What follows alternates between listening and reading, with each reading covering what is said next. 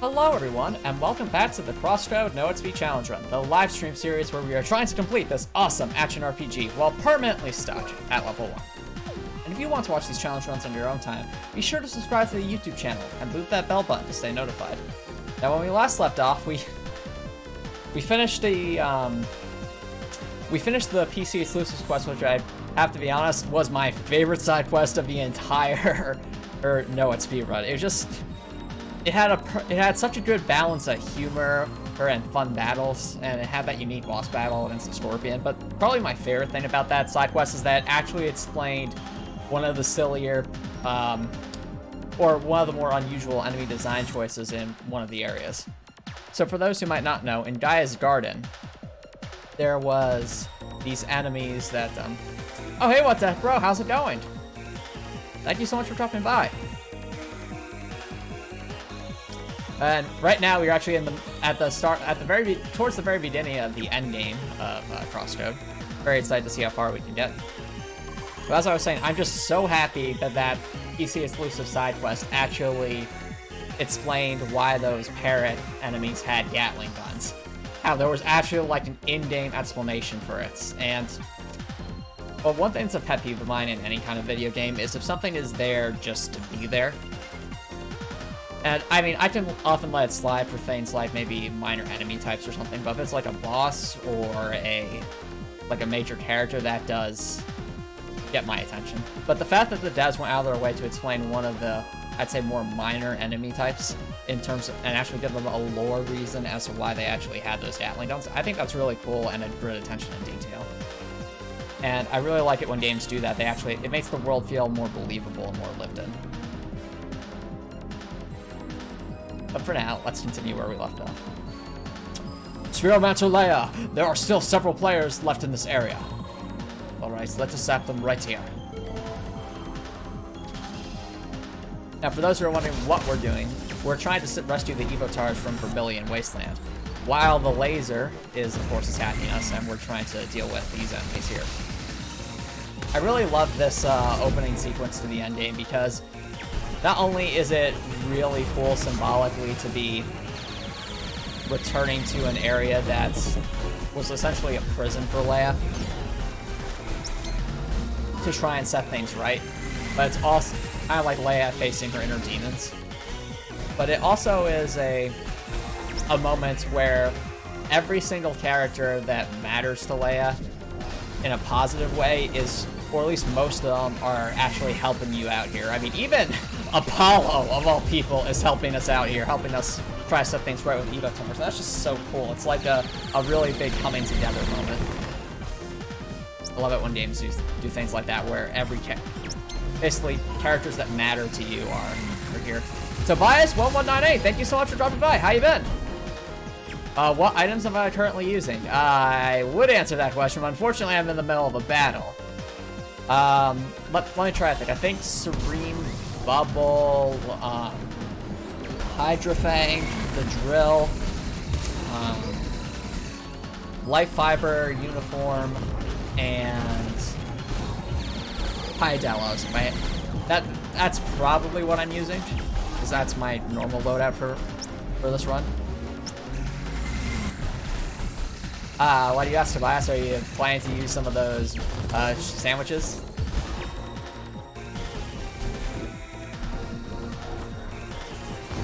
Fair enough. You were here a long time ago, so I'm guessing you've, oh, fair enough. But right now, that's, my end game here at the moment. It's all about HP regen and a little bit of damage. Basically, the goal being trying to survive because we are level 1. It's a process, to be sure. But you'll notice that, you want 100% of all items first. Hey, fair enough, and a power to you. That's really hard to do in this game, so if you are able to get 100% of the items in this game, awesome. It takes a lot of commitment. Oh, for sure, what's a hat, bro. I agree. The equipment has been the great equalizer for this run. If not for our equipment, I don't know how we would get through most of this run besides sheer willpower and hours upon hours of repetitive actions. How's more Evo Towers? Great. Please join Emily and Lucas in the West. They're defending Evo Towers. And then you're going to do challenge runs, Tobias. If you don't mind me asking, Tobias, what kind of a New Game Plus setup are you thinking of for your first challenge run? Because there's a lot you can do with this game. It's a lot of fun.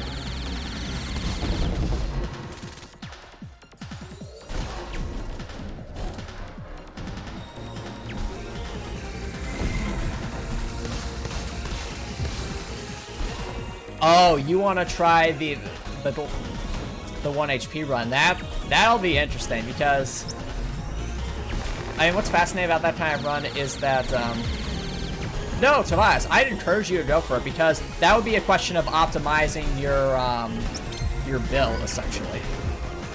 Like if you're able to hit your combat arts up fast enough and you're like really making good use of them, that would be a really interesting run. And it'll be hard for sure, because just staying hit once and it's over. I think it'd be doable. There isn't like, I don't think there's a single attack in this game that's unblockable, that's undodgeable or unblockable or basically unavoidable. But it's not always easy to figure that out. I will admit that. For example, you have Shizuka's, what's it called? Shizuka has this Ether Snipe, that's what it was. So Shizuka has this attack that's practically undodgeable as far as I can tell, unless you get absurdly lucky, where she basically slows down time and uses a really strong attack against you. But with that, we were able to find a way that you can actually, you could survive that using a specific combat art. So there's a balance to it. Oh yeah, the Son of the East. Yeah, that would be a tricky one at 1 HP. Though, I think the way you could deal with that would have to be parrying, honestly. And the reason I say that is because the Son of the East ranged attacks are easily dodgeable, whereas the, oh dear. This is an emergency. It calls for so much. There we go. But yeah, it's the melee attacks that would by far be the ones most likely for you to get hit by with the Son of the East. And I think the, here. There we go.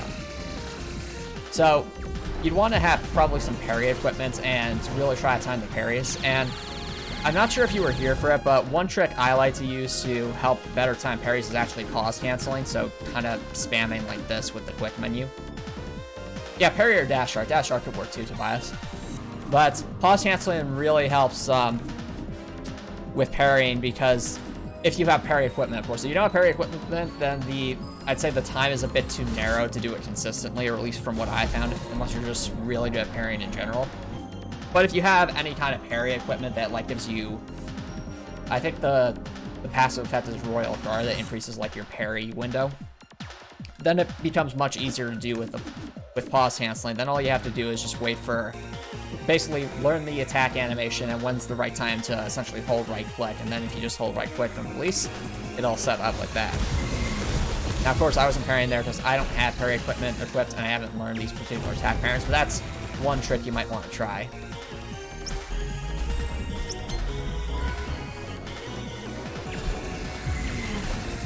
And yeah. Let's set the laser over here. So, since you're interested in challenge runs, I'm assuming you played through the game before, Tobias. What was your favorite part of the game? What was your favorite part of CrossCode? Whether it's some part of the story, or gameplay, or bosses. Just, what was your favorite part? For me, it's... Hey, the Irish guy! Thank you so much for dropping by. How you been? We have to get this one. No. Ah, Sapphire Ridge. Sapphire Ridge is a lot of fun because you have access to all your arts at that point. The quests are fairly rewarding, and it has such a great aesthetic too. And yeah, I agree, Tobias. The area is really chill until you accidentally hit an enemy there, and then it's chaos. So it's like the perfect balance. You have some peacefulness mixed in with absolute chaos. I will say battling the samurai enemies is just so satisfying.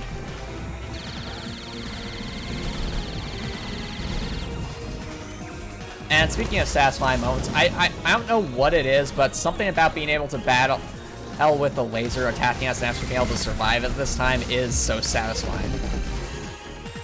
Ah, yes, exactly. What the heck, bro? Panda artillery flashbacks, not that. And yeah, the samurais are really, really hard. But I will say parrying the samurais just is so satisfying. Like, it makes you feel like you're actually in the middle of a duel. And like, you just want a really skilled swordsman of some kind.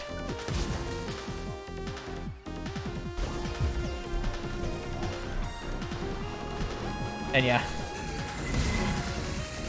I will say this also, since you brought up Sapphire Ridge, the... what's it called? The Twilight Master is also one of my favorite boss battles in this game, just because it's so beautifully animated and the tells feel very fair. Like, even during the No EXP run, I felt like that was a fair fight. Felt like two mostly equal full opponents fight on even terms. How about you, What the Heck, bro? What was your favorite part of this game? If I had to go with just an area, it's either Vermillion Wasteland or Autumn's Rise. But I will say I am partial to Sapphire Ridge because it is a it's a really good I'd say endgamey area. I feel like the pacing and the setup for Autumn's Rise was just so perfect, and it was a great way to introduce the player into the game. But on the other hand, Vermillion Wasteland has by far the best story bits, and it uses gameplay so well to aid in that storytelling. Oh, you need to get the last chest for 100% chests in Vermillion during the laser event. Yeah, that does sound pretty stressful. Although, Tobias, after the laser events, you can walk around Vermillion Wasteland. I've done that before. So, you didn't have to do it during all these lasers.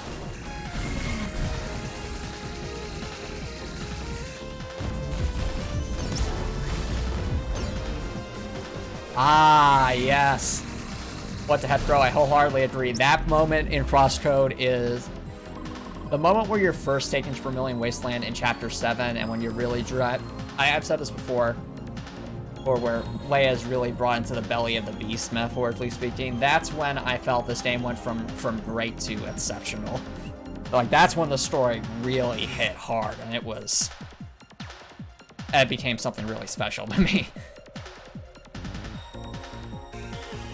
Yeah, and Tobias, you agree too. Looks like we caught all evil towers in this area. We're close, but still not there yet. There have to be a few more evil towers somewhere. There are more evil towers over there, right in front of that tower. However, they seem to be stuck. I couldn't get them to move over here. Stuck, you say? Stop right there, fiend! Albert, you help Apollo and Germ defend the area. Leia and I will have a look at the tower. And speaking of hype moments, understood. One of my favorite moments of this opening sequence in Endgame is actually coming up. Well, we'll see if it procs.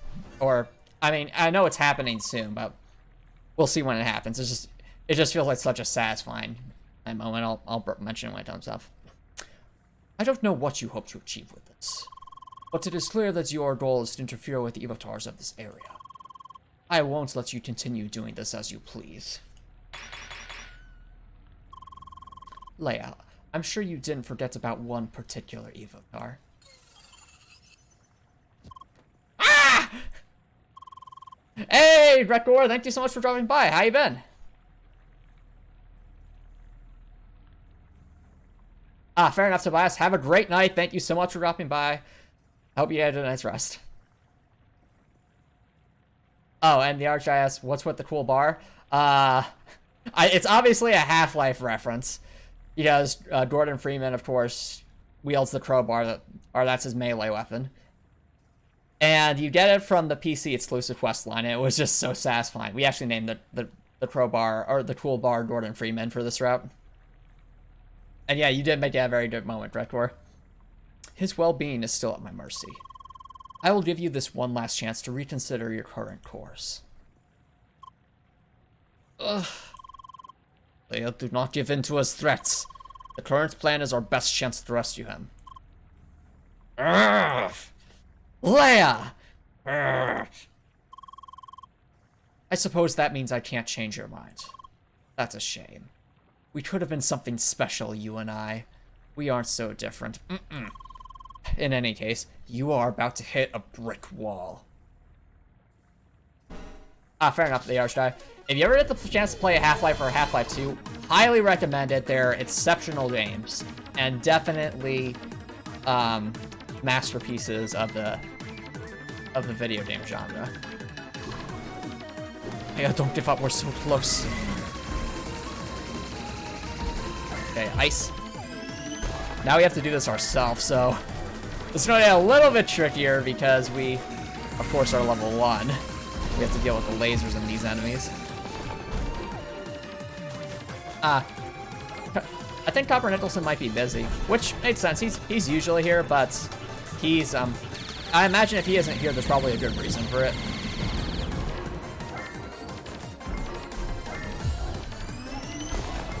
But it's all right, Rector. We still have some other friends here. We got the Arch guy here, and I think oh, Tobias had to get going. But that's okay. Yeah, happy to have you here, Rector. Uh-oh, it's going for a big attack. Yep.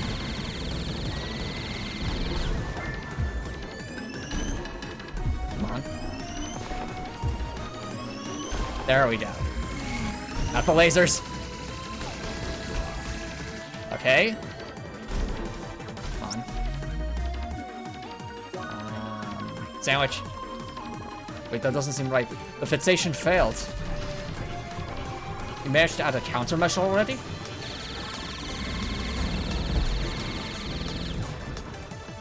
So much chaos.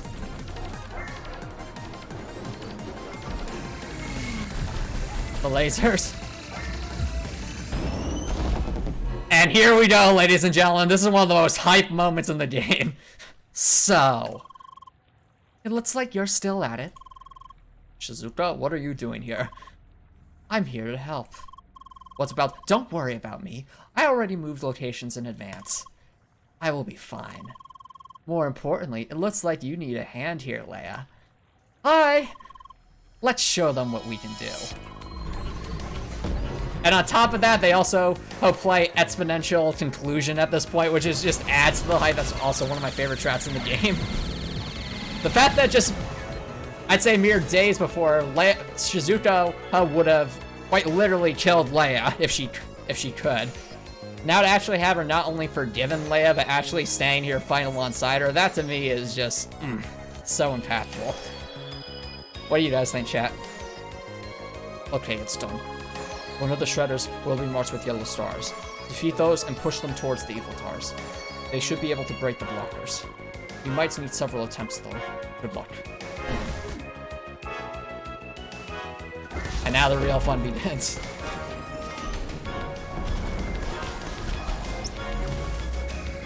We need that one. Let's go.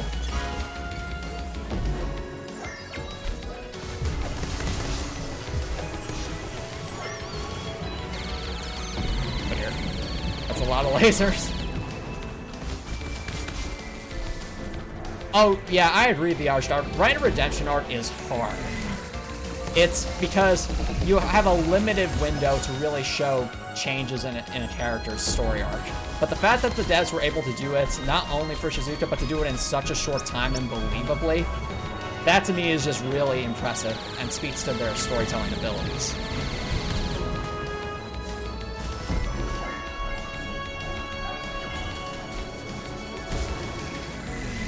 And yeah, I agree with the Arch guy. Like, this is, like, all the battles up to this point have been so hyped, but this endgame, this stretch of the endgame is just so satisfying. Feels like everything's finally coming together.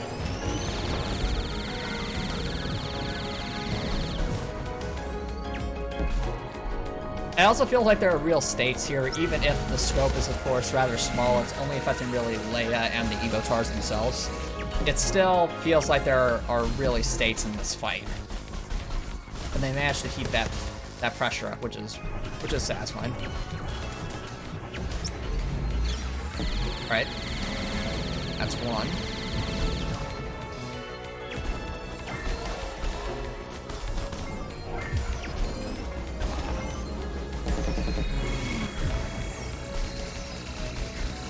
Careful.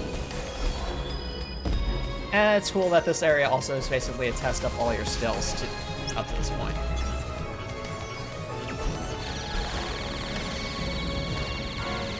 Oh yeah, I agree, Record. This fight is so epic. It isn't a boss battle, but it definitely feels like one, just because we have the lasers constantly raining down on us and the endless waves of enemies.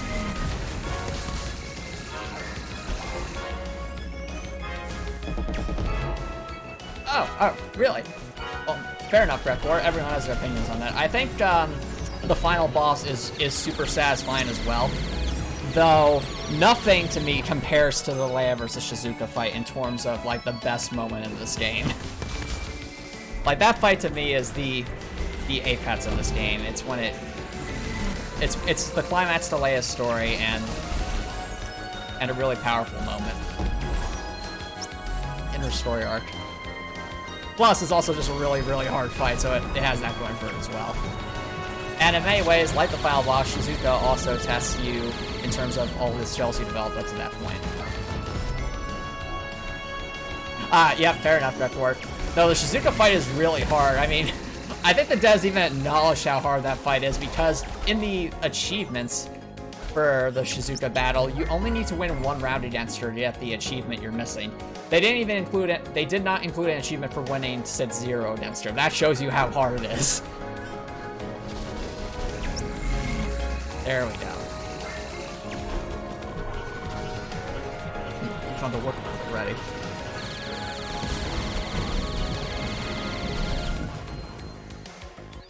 Oh, nice, the Archdie. And yeah, Shizuka is also the name of my favorite track in this game. That track is so hype because not only does it fit the mood of the scene perfectly, but it actually has Leia's motif in the background as well, so it does feel like it is...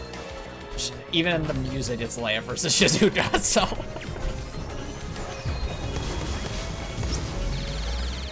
Oh dear. So many lasers.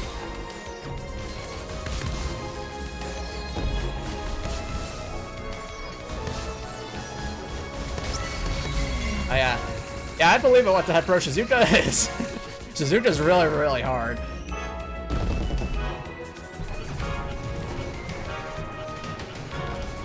Oh, what the heck, bro? You make mods? I didn't know this. Are you modding CrossCode or a different game? Or what kind of mods are you doing?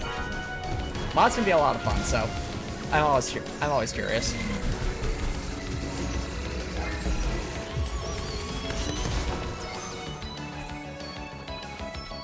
Careful. Okay.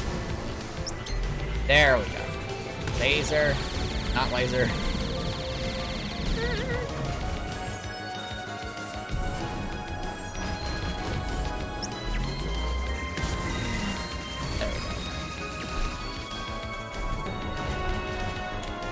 Oh, cool, you made some custom cutscenes in CrossCode. Nice. If you don't mind me asking, what were the cutscenes about? Wait, what the heck, bro? Did you make, like, the custom cutscene where it's, like, I think there was a custom cutscene where Leia Leia and Sergei were asking where Trani was and possibly speculating that he might be someone else. Oh, you meant modifications to existing ones. Fair enough, what the heck, bro. Wait, play as Gotham against Leia? What? Okay, that's a mod I have to see. That sounds hilarious.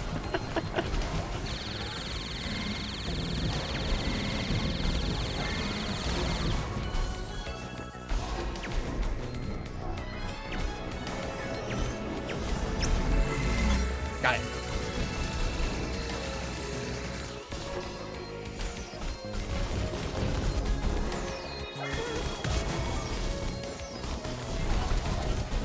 There we go.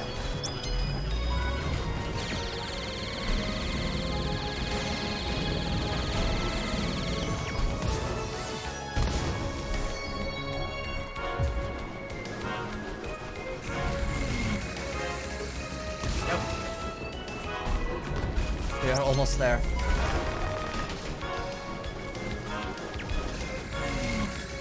Okay, just one more Evotar. No more Evotars left. Well, it's up to you, of course, Leia. So what now? Ah, fair enough. What the heck, bro? It seems like your plan didn't work out as expected, You have zapped every Evotar in the area. That is not entirely correct. There is one Evotar left.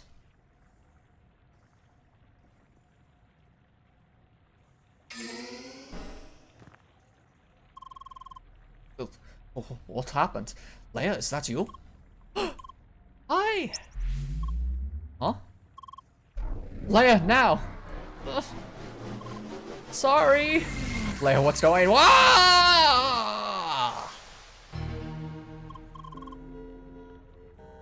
Ooh, something is happening! Did we actually do something relevant to the plot? My goodness, we're actually plot relevant! High five, Lynn!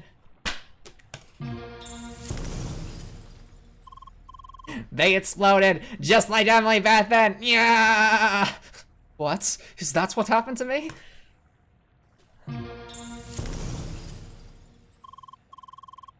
Unexpected error. It seems the Evotar server crashed. Justice has been served! That is some messed up justice, Polly.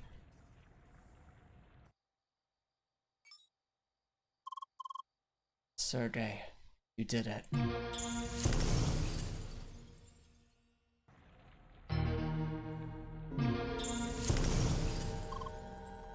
Bye. That was supposed to happen, right? Yes, we did it. We crashed the Evotar server. And everything exploded. Yes, but do not worry about the Evotars. Their data is still intact and can be recovered. Yeah, Rektor, it was literally last stream, so you've just missed it. We got it in the, we got the toolbar, or as we like to call him, Gordon Freeman, in the PC exclusive quest, and it's amazing. That was your plan, I suppose? The Evotar server has crashed, so I can't access it. Ha, clever. Very clever indeed. I assume simply rebooting the server won't fix it either, will it? Really, I'm impressed. To think you'd go that far, finding such an obscure loophole just to recover some data. Some data, you say? You really don't even hold an ounce of respect for all the work we did over these years, do you? Oh, I do, Shizuka. I most certainly do. The Evotar interrogation program has been a tremendous success, and I have you to thank for it. And it's thanks to all your efforts I would never deny. Then, why? Why would you do this to all of us? Threaten us!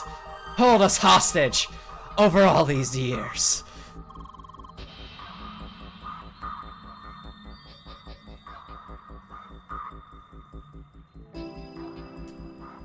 Fair enough, Rektor. I'm guessing you didn't play this far in the story, but I do think they explained fairly well Sidwell's motivations, though I have to imagine they'll hopefully elaborate on that a bit more in the post-game DLC.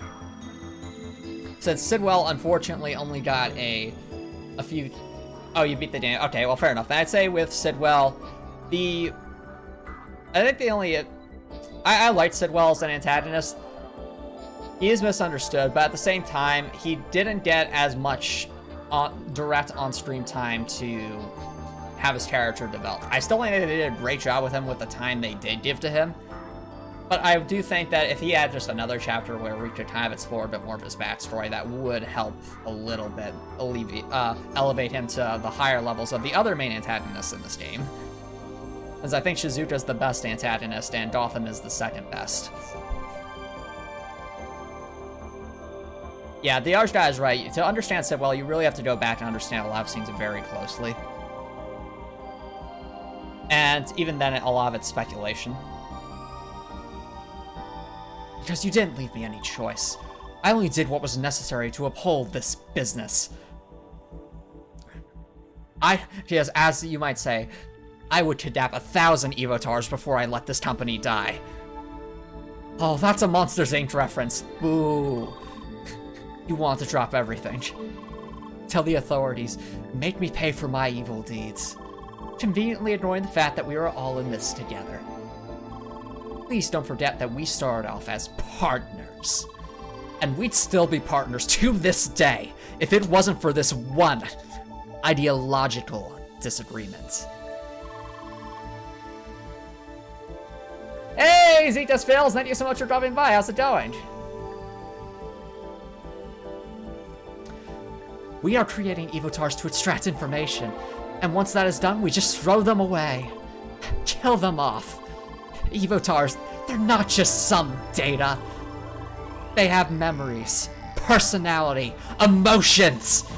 You are killing digitized human beings, Sidwell.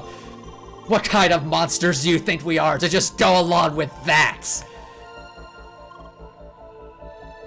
Shizuka. We've had this discussion so many times already, I've grown tired of it. And I'm surprised you're making this argument standing in front of her. Things have changed. I supported your research for many years now. I effectively enabled you to create Evotars in the first place. I've made it so that Evotars have a place to exist at all. Ending this business would mark the end of every Evotar in existence. At once and forever. I do understand your concerns about how we abuse Evotars, but there are no other options. How else do you think we can generate revenue, Shizuka? Evotars are effectively illegal. Make anything of this public and Instantainment will shut us down at once. We can only operate in the shadow of this company, hidden in the playground. The black market of information is our only option. That is a conveniently limited view if I've ever heard one. Oh, and don't work Easy Just Fails. I intend to do that. I love that scene. Assuming that there is simply no way to find an agreement with Instantainment. Sure, the company will be hard to convince, but you underestimate the achievements Satoshi and the others have made here. Those Evotars, they have the potential to change the world. Even Instantainment might be able to understand this. Oh, but of course, things wouldn't be quite as much under your control once Evotars become public. Yeah, obviously you think like things to say just the same way they are. Yes, just what they said. 100% agreed. I have nothing further to add. I'm just here for funny fluff dialogue. Yeah. Fiend, your deceptive speech shall not blind us. Ooh, now shut up and get down here in person. You're in for some punching. Pointless as usual. Now then, what next? I assume you plan to just walk up to the server, reboot it, and fetch the data, am I right? Well, I have bad news for you. There is a reason the server's located inside the tower, inside a dungeon instance. I hold control over the environment server. I can clear the room instance of the server at any time. Oh, Zeke Just Fails. No, I completely understand. That's, I didn't know I could do that during my first playthrough either, but I try, I'm like, wait, I can actually do this. It seems a little asynchronous, but I'm glad they included it. It's a nice attention to detail, and I'll explain it further once we get through this cutscene. But I can clear the room instance of the server at any time, effectively removing the platform below it. In other words, I can make it so you can't win. Letting it fall and crash, rendering it unusable. No, that's right. The command to clear the data doesn't go through the Evotar server. It goes through the environment server. No, how could I forget about this? Now then. That was quite the fuss you put up there. Very entertaining to watch, but ultimately, all for nothing. Ooh, we beg to differ. This tower, it is our domain, and therefore, we will make the rules. The server will remain untouched until our final demand has been granted. Leia. Once the incomplete vessel on the hero's journey, finally reaching the end of of the heroic epic, now filled with strength and determination. Leia never played Undertale. Hush now. We are overjoyed to have you back. We have prepared the ultimate challenge, the quintessential experience, just for you. The tower is waiting to be entered. Reach the top and you shall find the secret server you seek. We are thrilled to watch your ascent. Gotham, I can't believe this. Now of all times. What is going on, anyone? Who was that guy that looked like a mix of Kuzco from The Emperor's New Groove and Son Goku from Dragon Ball Z? Who? Oh, you mean that's fancy-looking blue guy? Oh, he's just another one of the main antagonists for this game. What? Sorry, got a little meta there. Let's be in character again. Who was that fancy-looking blue guy? Shuri? That was Dolphin. Oh, that's former colleague of yours! Correct. It seems you are taking control of the environment server.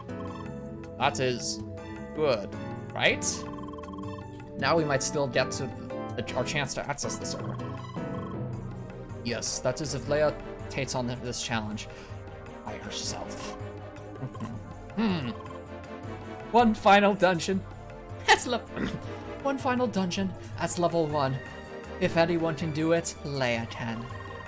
Leia, you gotta go and show them that it doesn't matter what level you are.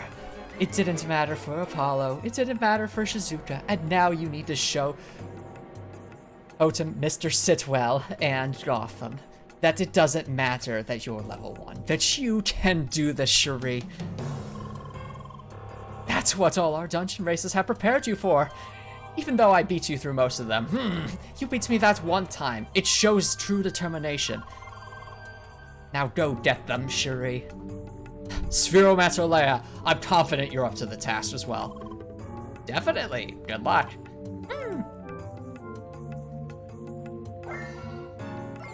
Oh yeah, I know the final dungeon has that long puzzle at the end. But I honestly thought that last puzzle was a lot of fun, just because it was like sort of like the final boss of puzzles. And chat, for those who have never seen CrossCode before, you'll see what I mean when we get there. Not sure if we'll get there this stream because the dungeon is a bit long, but we'll see. And yeah, that scene was great sequence fails. Now, before we enter the dungeon, there is something else I want to do real first. And it might seem a bit asynchronous because this feels like a very important moment. But I'm going to show you guys a bonus cutscene, if you will, that you can only do at this point in the game. But before we do that, it's time to attempt to invite someone who we... What? Let's see what happens when we try to invite Shizuka. But also, her XP value is sit. Why am I not surprised? Thanks for the offer, but I don't think it can be of much help. I can't even enter most of the playground, you see. And for fun, a little bonus dialogue. Hi!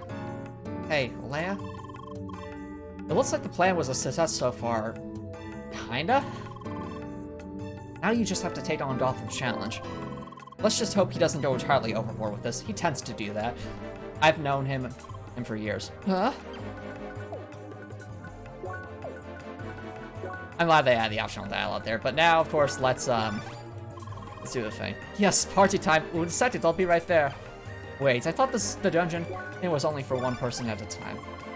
Then why am I... Oh, whatever. I'm sure you'll explain it. Not sure I'll be as good a party member as my Evotar copy, but I'll try. Alright. And now, during this very climactic moment, let's just run away! Spheromancer Land! Laser Bridge, I missed you so much. Spheromancer Leia, get back here! Get back! Leia dear, it's not a good idea to run away from your problems! Leia! Leia! I'm sure she'll be back eventually. Laser Bridge, awesome.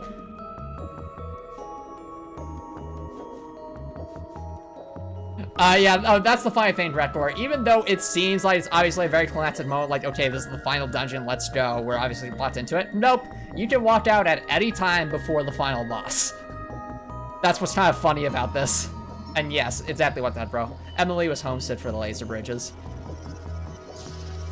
Now it's time for stuff.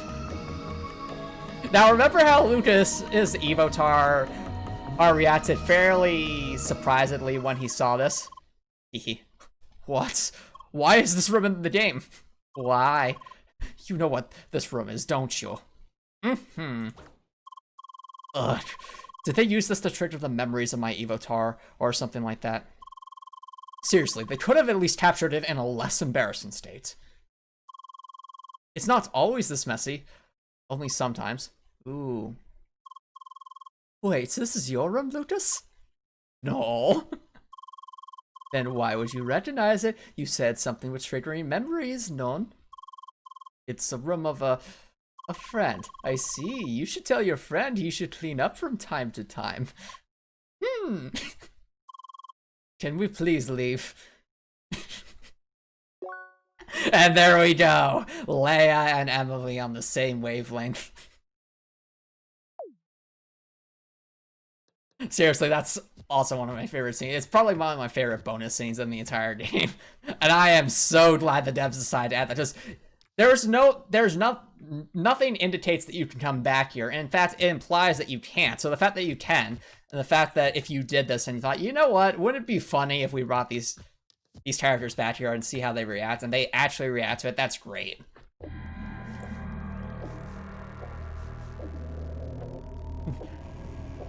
And now that you've roasted the real Lucas Ishiri, I think you're all set to face Gotham, aren't you? Was that really necessary? Oh, it was. After all, comedy is the best medicine. And isn't that right, Shiri?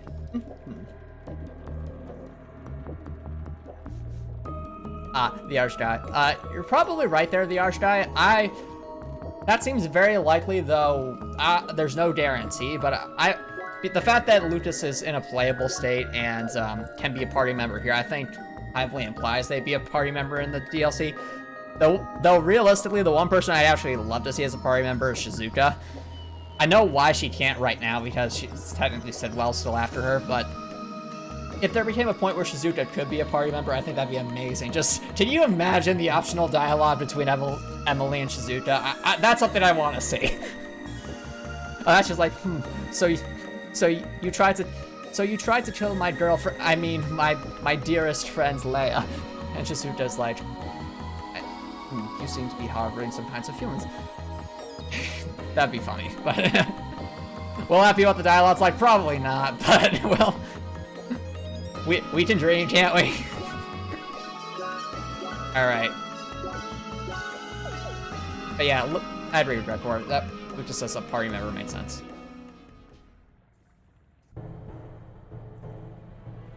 And yeah, you're right. Shizuka and Apollo with Leia would be a full Spheromancer party. Yes. So much yes. Back in the tower dungeon. It looks like the interior has been changed quite a bit, though. We had better avoid breaking through the walls this time. We are here to take on Gotham's challenge, and I am sure he does not want us to cheat. And so begins, ladies and gentlemen, the final dungeon of the game. Or at least until the post-game DLC comes out. Yep. A Shizuka and Apollo duel. You mean Apollo getting absolutely destroyed by Shizuka, right? That'd be so epic and so hilarious. Fair enough, Z just fails. Yeah, I want to see Apollo get destroyed by Shizuka. That'd be hilarious. And then Shizuka could be like, oh, come on now. Leia beat me at level 1. Can't you do better? I couldn't beat Leia at level 1. Well, neither could I. Yeah, exactly, Redcore. He'd be like, now, Shizuka, you truly are an honorable member of the Spheromancer class. Although, speaking of being honorable members of the Spheromancers, now we actually have to prove our worth here by actually finding these enemies ourselves. So here we go. Come on. Boom. We're out of SP. Okay. Keep attacking. Also, I love the battle music here. It just feels so different and unique. Really fits that sort of the atmosphere here.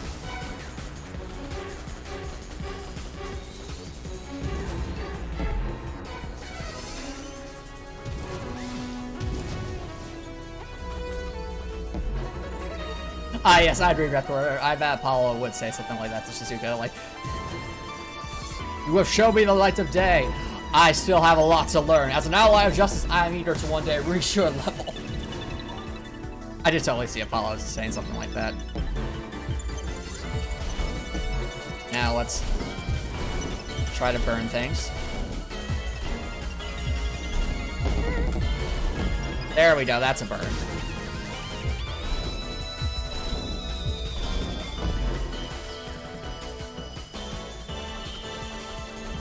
I wonder if, I'm trying to figure out what's going to be the most optimal thing to do here. We could always just spam attacks at the opposite element. That might actually work. Alright. Shock.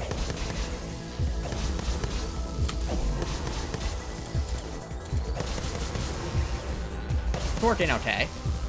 Oh. Oh, we got Jolt off. That's one down. Here we go. No, you're right, the Arch guy, and that's what I'm trying to do now, but I have to get more SP, of course, because it does take quite a number of hits. No, they trapped Gordon Freeman on the other side! Gotham thought he was imprisoning Leia, but in truth, he was imprisoning Gordon Freeman. Look at that, chat. Come on, Gordon! Don't worry, we'll be reunited with you someday.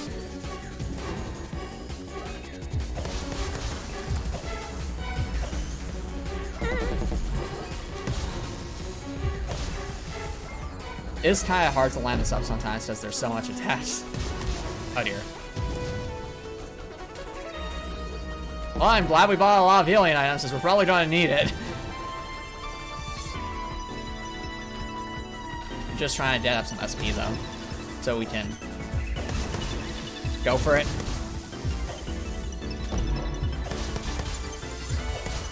There we go. Now we got the Jolt off and we can focus on that one. Come on, drill. There we go, waves down. Now let's see how effective this is. I don't think it'll be super effective because it doesn't do the most damage. Oh, whoa, that's actually not bad. Okay. In that case, I have an idea. Let's build up Mark, and then heal up that way.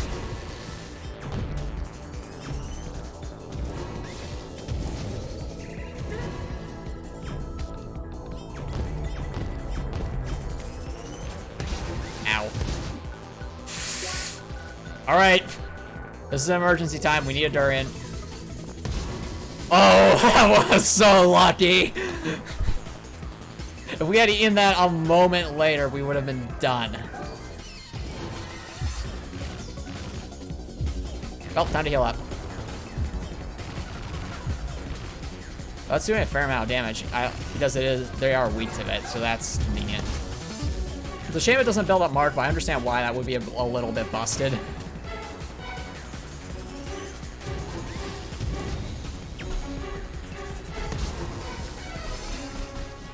Melee spam. Melee spam. There we go. Alright, what's next? Not the viruses, please, not the viruses, no! Oh boy, here we go. These enemies were the bane of my existence in Chapter 7.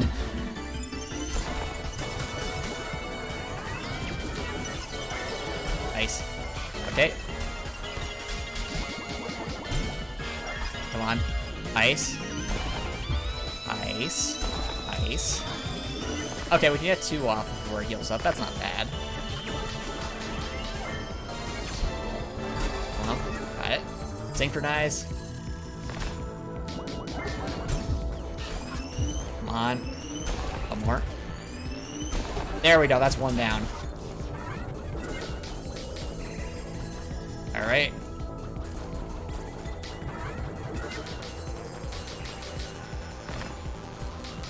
Right, I'll set some fire. Okay.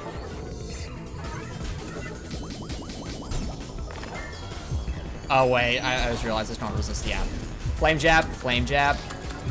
And now it's on fire, let's go.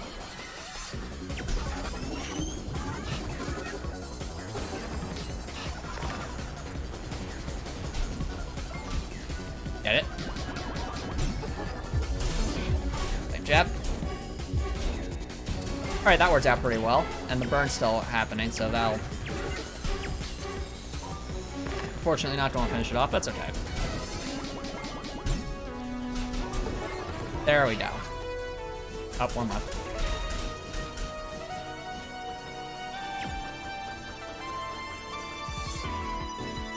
Yeah, Drekor. So that's the thing. We did actually finish up the Promise of the Bronze questline. The problem is we did not do the Observatory questline. So we're literally right there, but we couldn't do the Observatory questline because by the time we had actually finished that, the Promises of Promise questline, we were progressed too far in Chapter 10 to actually do that quest.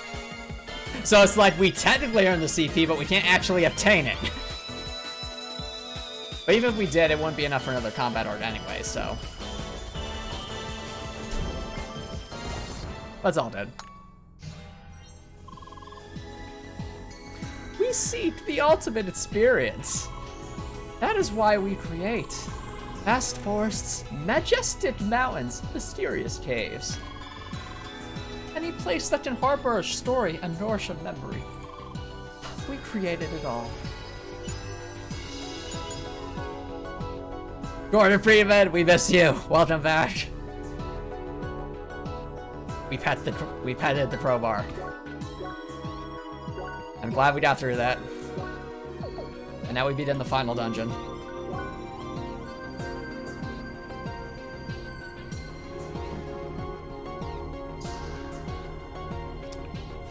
And here, once again, the devs show good game design by, of course, presenting us with a new ability or mechanic in a controlled environment, and then letting us learn through gameplay.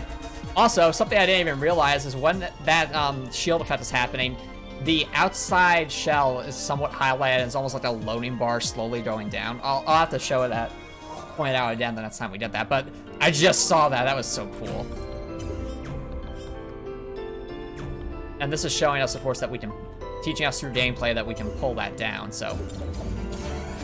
Yeah. Chat, you see that little loading bar effect? I only just noticed that, but that's so cool. And such a good way to indicate how much time you have left in the context of gameplay. Oh, if you're wondering how I petted that, the arch guy, all you have to do is stand next to your pet and stand idle. Instead of doing the normal idle animation, it will actually pet your pet. Alrighty, so first things first, we have to... Oh, right, we have to hit it with an opposite element instead there.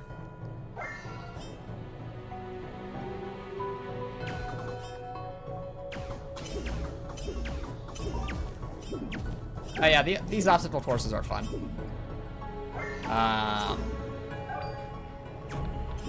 There we go. I'll say there's a couple puzzles here that usually stump me, but a bit later in this, or in the dungeon especially. But it still doesn't overstay its welcome, which I appreciate, because they could have very easily gone so ham with the puzzles here that's like the puzzles stop you from reaching the final boss, but that's not the case.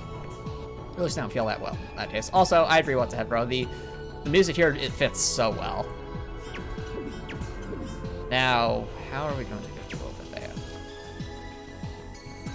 Ah, here we are.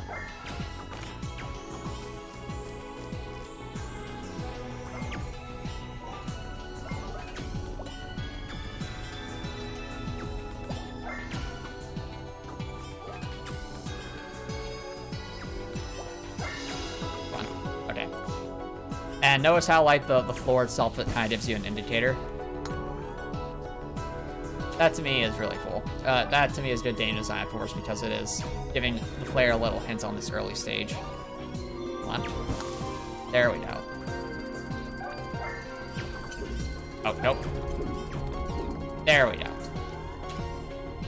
Now we just have to knock it up there, and then, of course, try to...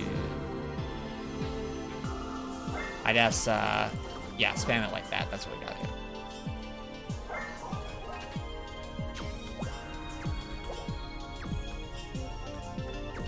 Yeah, there's something about this soundtrack, this particular song that feels like it has a bit of finality to it.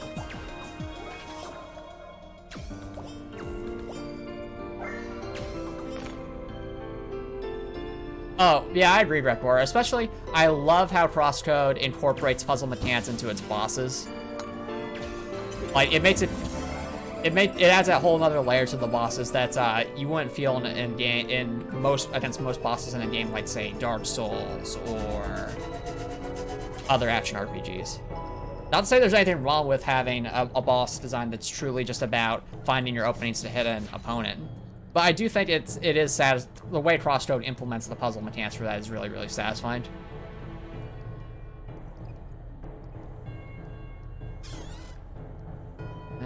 Let's see here.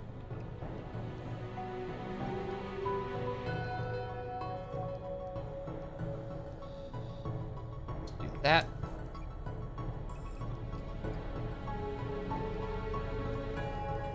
Hey, Copper Nicholson! Thank you so much for dropping by. How's it going? It's a stressful night. I'm sorry to hear that, Copper Nicholson. But hopefully this stream helps you relax a little bit or unwind a bit. Right now, we're in the middle of the final dungeon.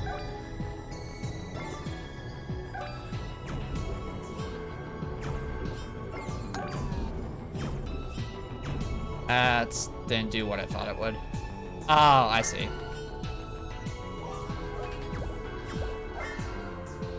I got an angle on that is the question.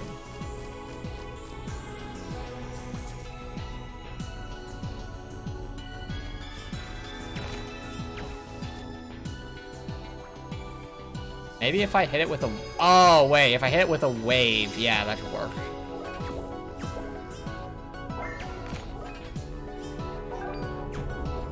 This is such a cool way to combine mechanics, but unfortunately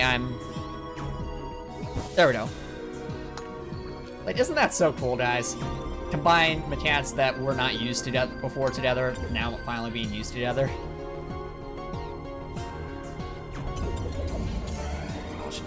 This way, and boom. That's stereo.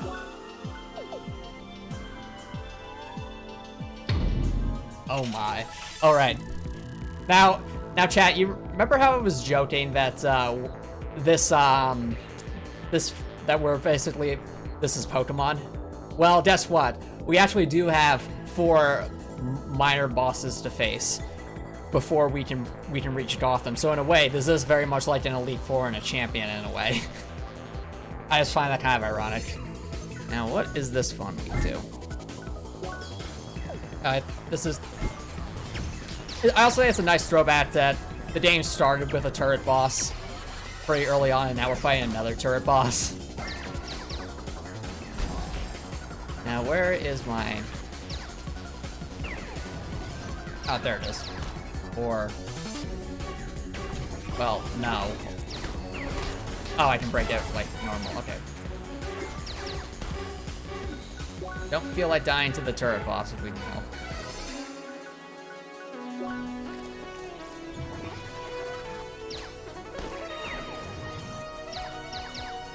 Go. Just get some fire off.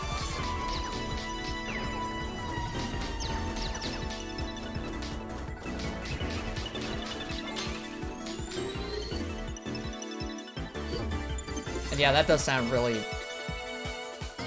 You rough, Copper Nicholson. No, Copper Nicholson, don't feel bad. Real life should come first. If you're going through some rough times and need to take care of real life and miss a stream because of that, by all means, go for it. You should focus on your real life first and foremost. And I really wish you the best of luck with what you're going through.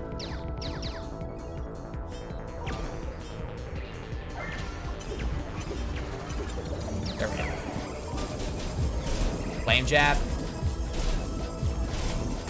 We set it on fire, let's go! Oh dear. Oh no. That was scary.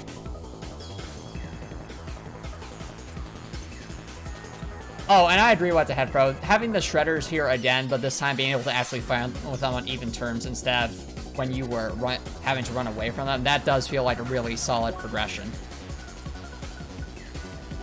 Sandwich.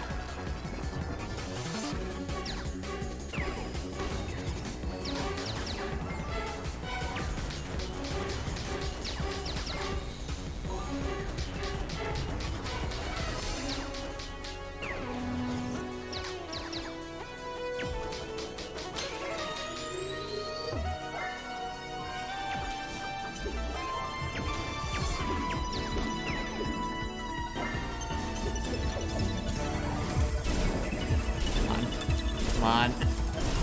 Probably gonna hit elemental overload. Let's go! Ice turret down.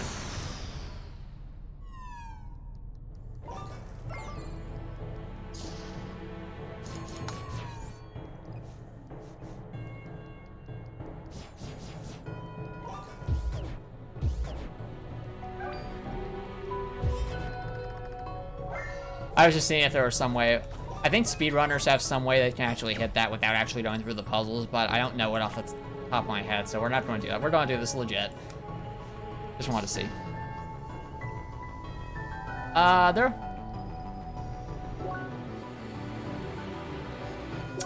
I don't think we're going to reach the finale tonight, Copper Nicholson, just because there's still... This dungeon can be fairly lengthy. But even if I did perfectly, it's still fairly lengthy. And the final boss, even on a normal run, takes a very long time. So, even if I were to get to to just outside the final boss tonight, I wouldn't want to do it just because it would probably take super, super long. But, so our goal is just to try to get through as much as Vermillion Dungeon as possible. There we go. Oh, this room. This room can be really tough. Alright, let's stay there. Like, this puzzle especially usually trips me up. So... the trick is trying to get a... The tricky part about this puzzle is trying to line up one of these,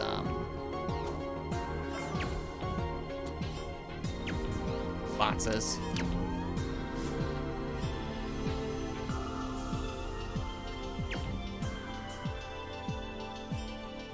So we do it like that, then of course we can put a box there, but then the issue becomes, well, how do we get the box over there?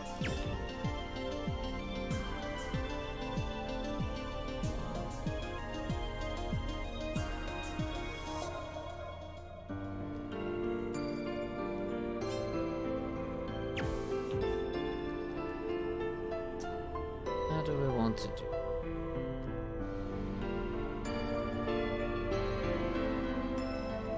Oh, wait a minute. I think I see it. So if we hit that over there, hit that over there, hit that up there, it's coming together. I think it's coming together. There we go. That's the spacing we need. Now we just hit that. And bounce that.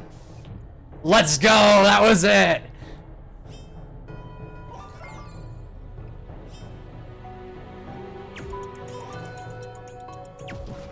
Oh dear. Chat, that is by far the fastest I've ever solved that puzzle. I usually have so much trouble with it.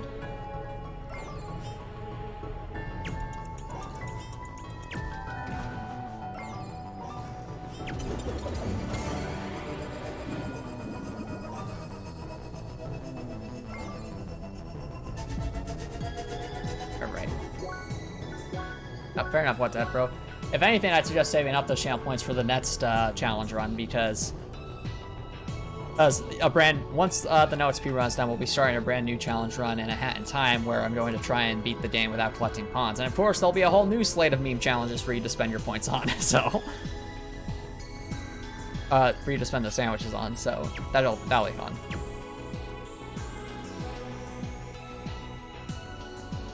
Weird hologram guy. In the CrossCode chat?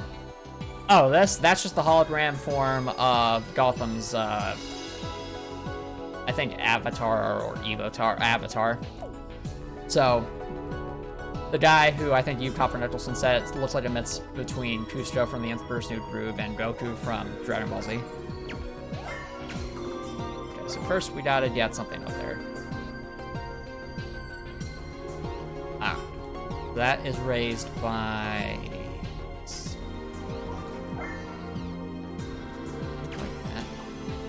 Nope. Okay. Then first we have to do the shock thingy.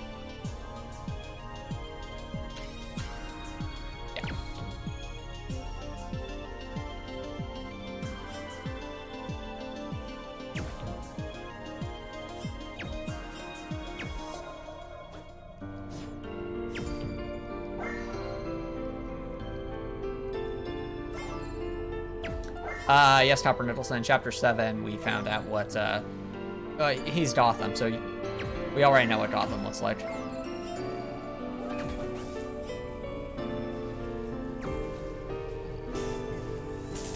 There we go. That's lined up, and now it's just a question of... Oh, right. I need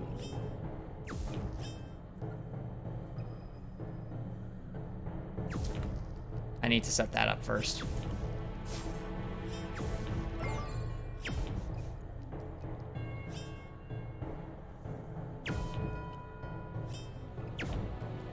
Yep. Also, no spoilers in chat, please. I know we're towards the end of the game, but it's still, there are still people who have not played this game before, so. Leave the final moments for the final moments. So what we do now is we set that up.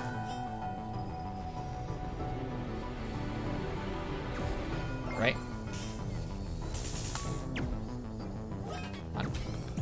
Over. Now that's a really satisfying sequence of events. It's all good, what the heck, bro. This is just a friendly reminder. Now I think it's probably the next turret boss. Yep, fire turret.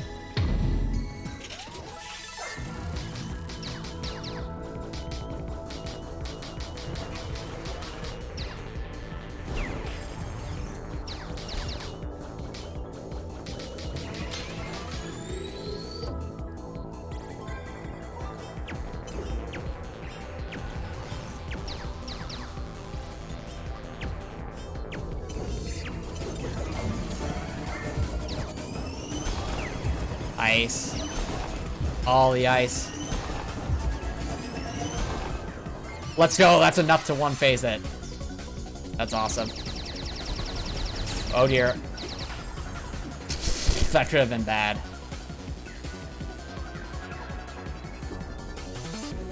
Yep, you're right. What the heck, bro?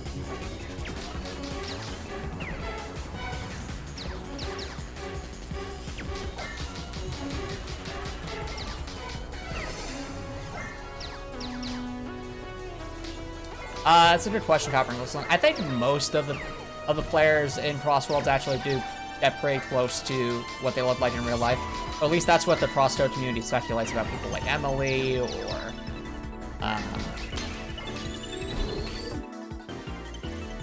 like Jern. But there's no hard and fast rule about that. There's gotta be. I bet you Buddy especially doesn't look like he does in real life because he has such an unusual hairstyle and white hair. Unless he just happens to be like some much more much older than we think he is. Come on. More. Let's go! First try!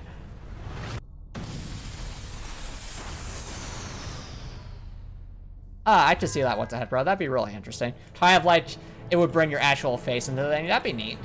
Though I'm guessing there's probably some kind of character customization for CrossCode. We seek the ultimate experience, yet our means have been restricted. Obstacles have been placed, limiting our true potential. True creative freedom was what we required. Uh-oh. I forgot about this. No!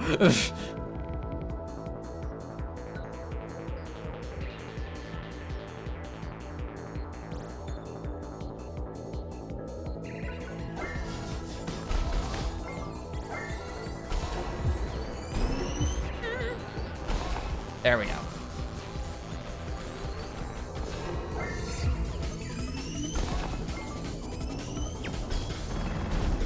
Oh, they're both attacking. That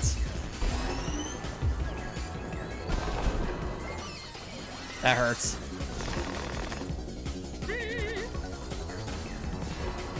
Hey, Snowplay, thank you so much for dropping by. How's it going?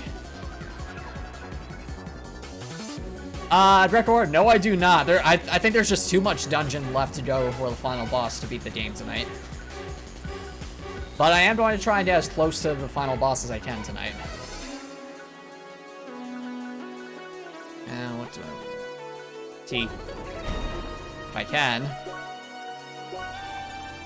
There we go. Ow.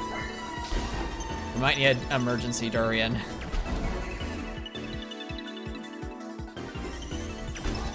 Yeah, emergency durian's looking increasingly likely.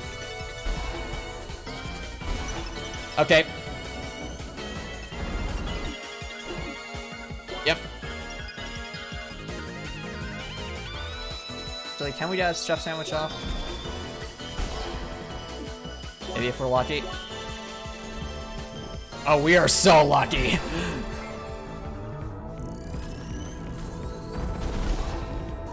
Maybe flame jab.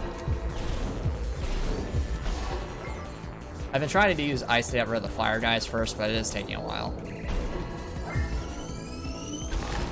It does take a while to charge out here.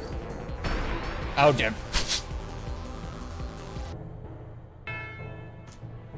Well, first death of the night, but that's okay. That's, I did that cutscene already, but let's reset the room so that doesn't happen. Oh, we can't save the game there. Okay. Made sense, because it's... We can't save the game here either. Okay. How about here? No? Okay.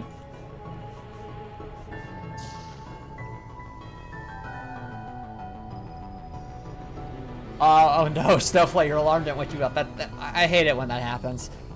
You know what I think's the worst? Not hearing your alarm stinks, but what stinks even more is if you hear your alarm, you wake up, you shut it off, and you decide, you know what, maybe just 5 more minutes, you go to sleep, and you wake up an hour later. That to me is the worst.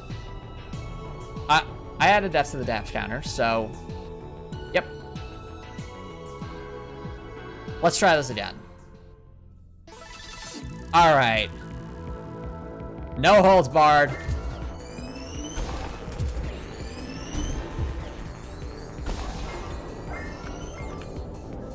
No chill. And we're out of SP. Just keep attacking. We need to do all the damage we can now. Alright, that's one down. We're already doing better than last time. Be aggressive. Be aggressive. Exactly what the heck, bro. See? And Conference Wilson. See, you guys did it. Let's go. Alright. And I get some heals off. Alright, it's decently effective. It's a lot of... Alright, there we go. Ow.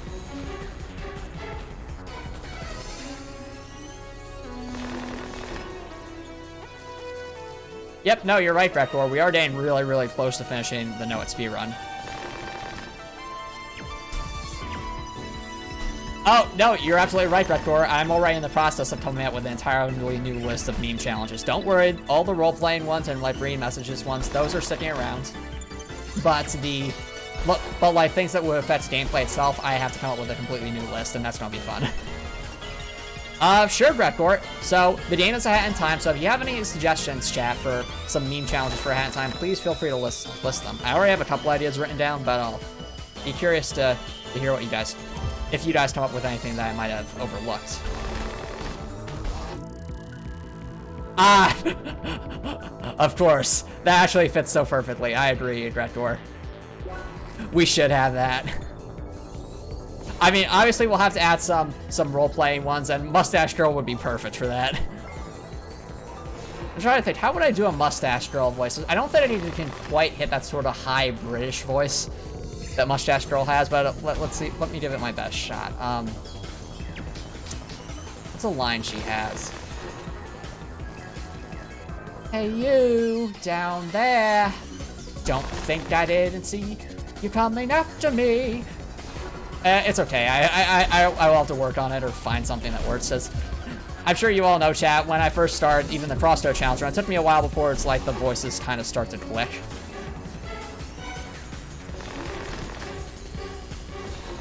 Oh yeah, there is that quest, but I don't think, honestly, I don't think we'll be doing that quest, unfortunately. What the heck, bro? Because we're already so close to the end at this point. And we've done so many side quests. Ah, of course, Gretgor. Mafia is in control, yes.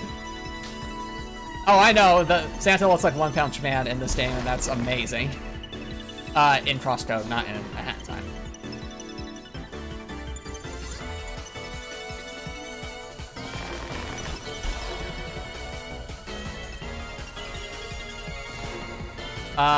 Oh, and Snowflake asked, so how have I been doing on my game? Good question, Snowflake. I try to work on it when I can. Some days I can't get to it because I'm busy with other things.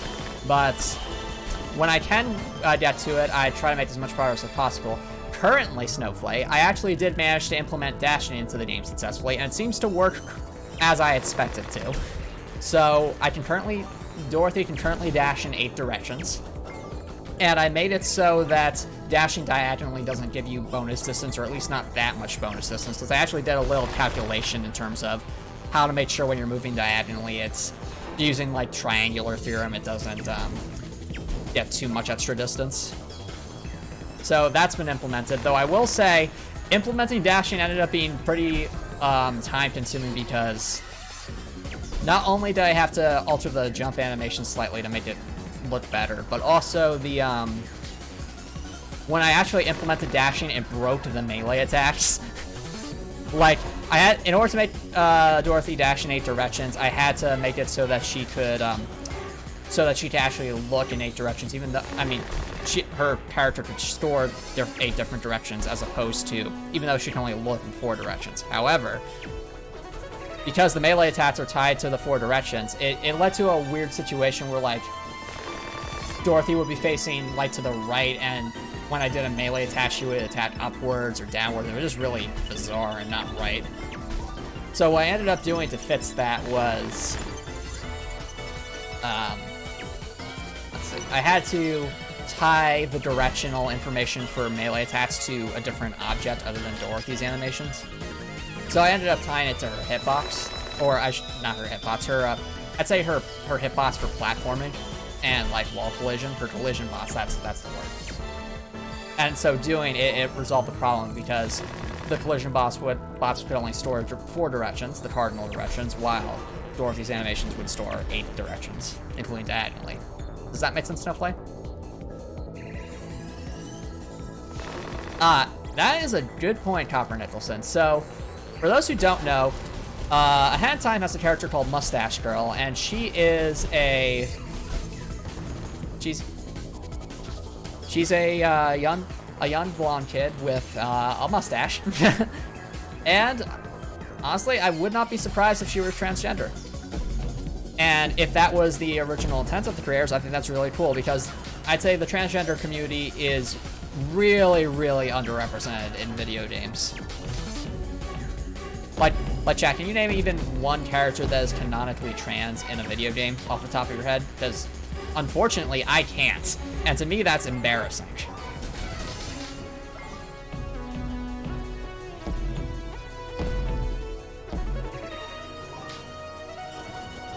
Also, now we're fighting the Rhino enemy, and this enemy can be really, really hard.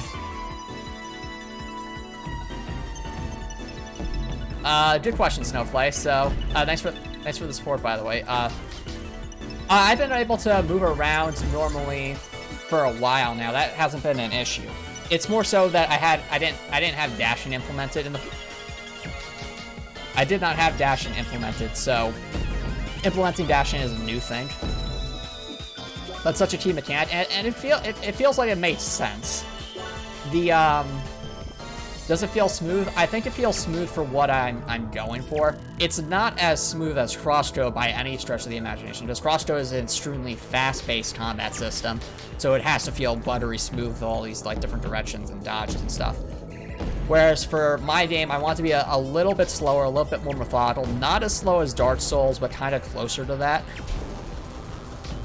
So, or I should say, not closer to Dark Souls 1 rather than a game like Dark Souls 3, which kind of sped things up a little bit.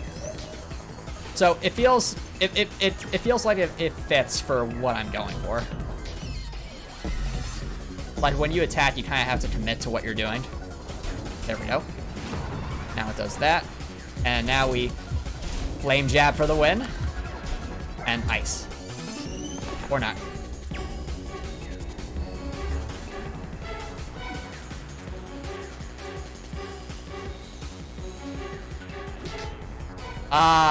Let's see here. Yes, I know the Rhino farts, Gregor. Now, as for... Oh, a game dev screen. Good question, Breckor. Would I eventually love to do a game dev stream of some kind?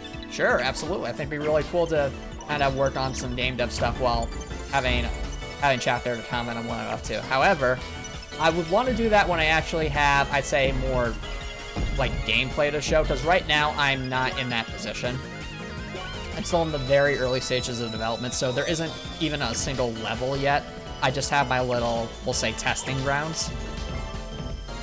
And I still have some other things I need to work on before I can really get into that. But I'd say once I actually have some gameplay, then that would be something I would seriously consider, Gregor, in terms of like a game dev stream.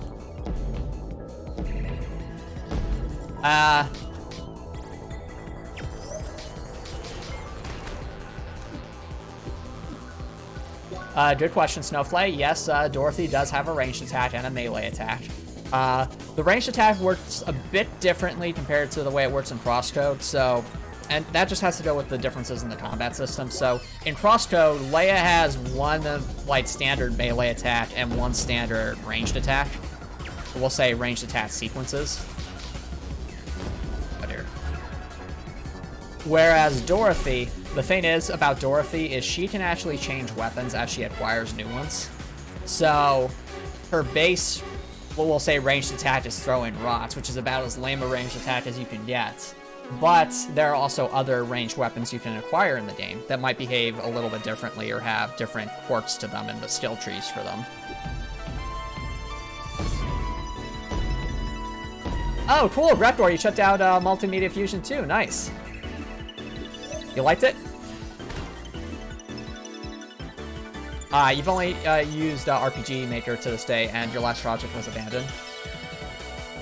Fair enough, Gregor. What do you think of Fusion?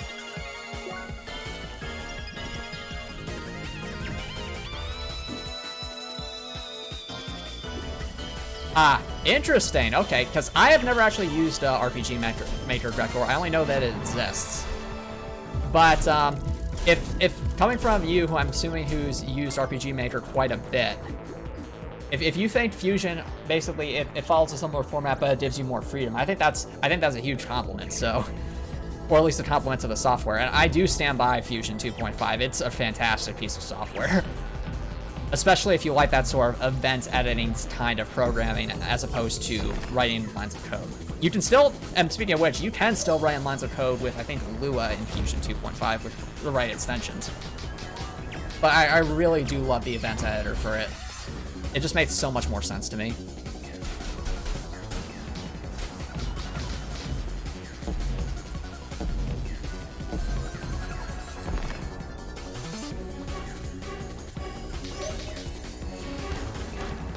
But here, this is getting spooky. Let's use this opportunity to heal. Come on. Flame jab. Alright, the burn should finish it off. Let's go!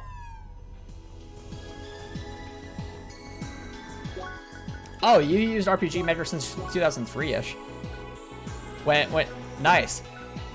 Yeah, Director Ward, the thing about Fusion 2.5, or I should say its predecessors, which were the Games Factory 2 and Multimedia Fusion 2, I was fortunate enough to get to try them out when I was younger as well, and that definitely helped me get more attuned to them. And this was back when I was, I think, in middle school, and I was really, like, fascinated by Flash games and wanted to make my own. But my attempts at programming failed, with normal things like ActionScript or Java were just failing spectacularly. But then I tried out the Games Factory 2 and it just clicked. And that's kind of how it started, and I got so... And then I started to do more projects with the Games Factory 2 and then Fusion 2, Multimedia Fusion. And then, of course, I bought Fusion 2.5's Developer Edition when it came out, and now I have a blast with it.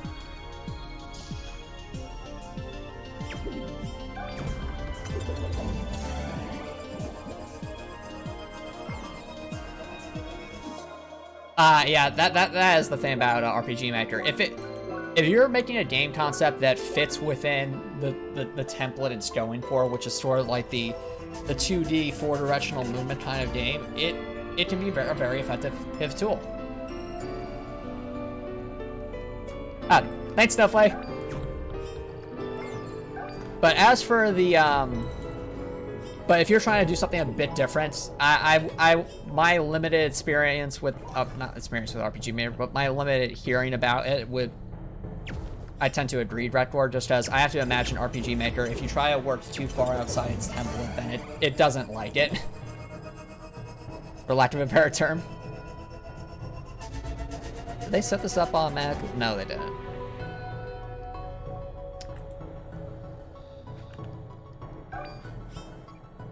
Now, this is a fascinating one because you actually have to time this. So, boop, and boop. Oh, I mistimed it. But yeah, with Fusion 2.5, I found it to be, even after I learned how to program at least somewhat efficiently with Java, I still felt like Fusion 2.5 made more sense to me, and I've never once felt like I hit such a hard wall with Fusion 2.5. It's like, oh, I just can't get that one feature implemented. No, I haven't had a moment like that. It's more so it's like you have to do a workaround for things that might be a little bit easier with hard code. But the thing is, that's the thing. When you're at that kind of a stage, then you're in the same vein as talking about different programming languages, because different programming languages have pros and cons to them in terms of game design. So,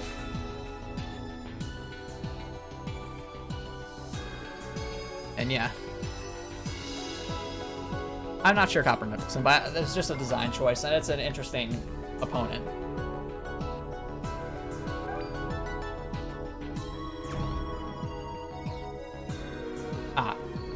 And I can see that, Gregor. But on the other hand, I am using...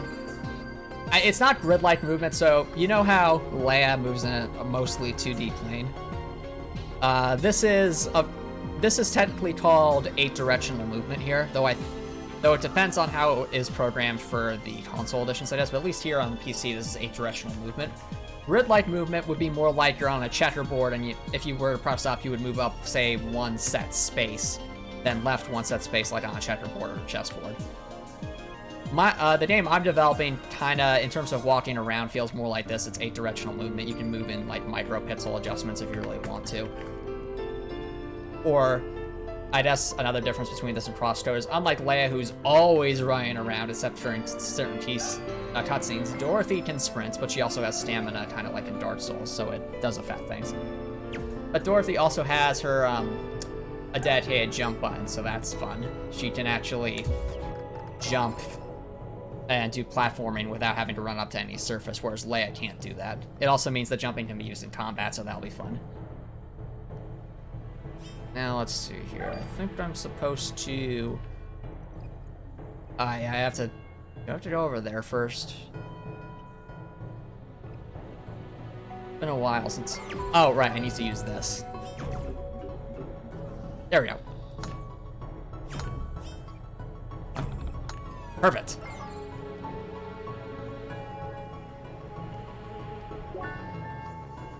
How do I feel about the new mechanic in the game, Snowflake, with the elemental orbs? I agree, Snowflake. I think it's really cool. I love that they even this late in the game they're still introducing new mechanics, but I also like that this mechanic doesn't feel super complex. Like, if this was like a super complicated mechanic that completely changed the way the game works, that might be a bit jarring this late in the game, but the fact that it's a fairly simple mechanic, I think is good because it makes it feel like you aren't just retraining the same ground, which is good. No, I have not tried programming in binary, E. Copper Nicholson, and that would not be simple at all.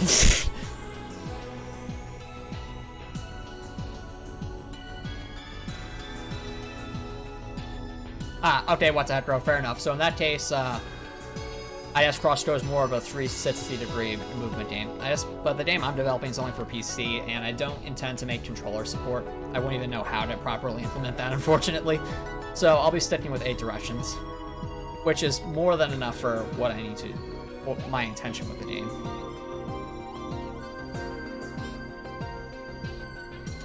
Wait, really, Gregor?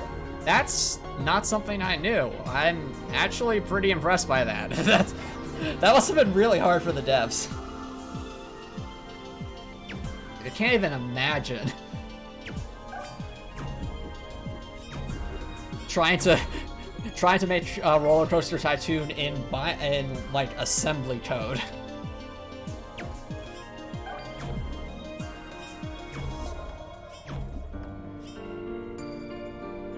Hit that.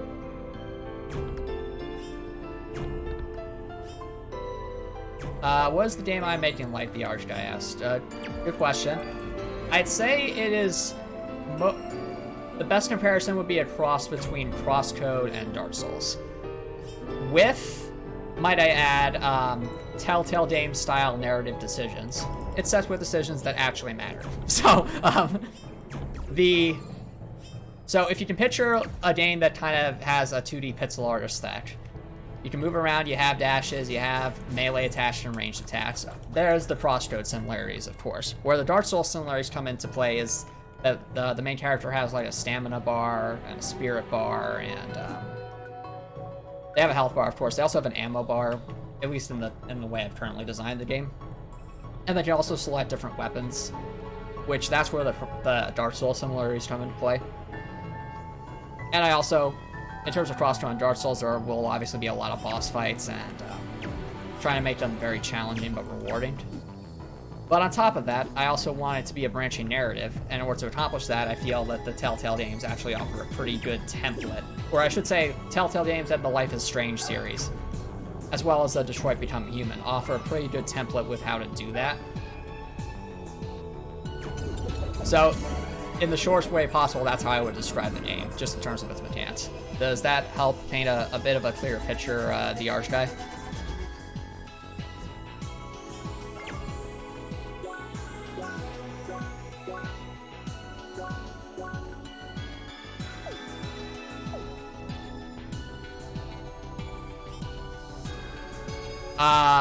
Oh, I'm actually glad you brought that up, Snowflake. So in the current way I'm designing the game, Dorothy does not have, like, armor or outfits per se.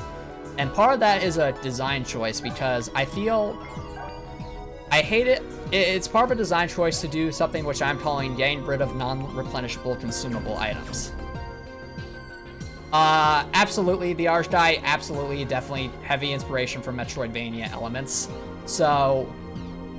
rather, there isn't, we'll say, one correct storyline, and even with a level design, I'm trying to make it so you usually have more than one path to choose.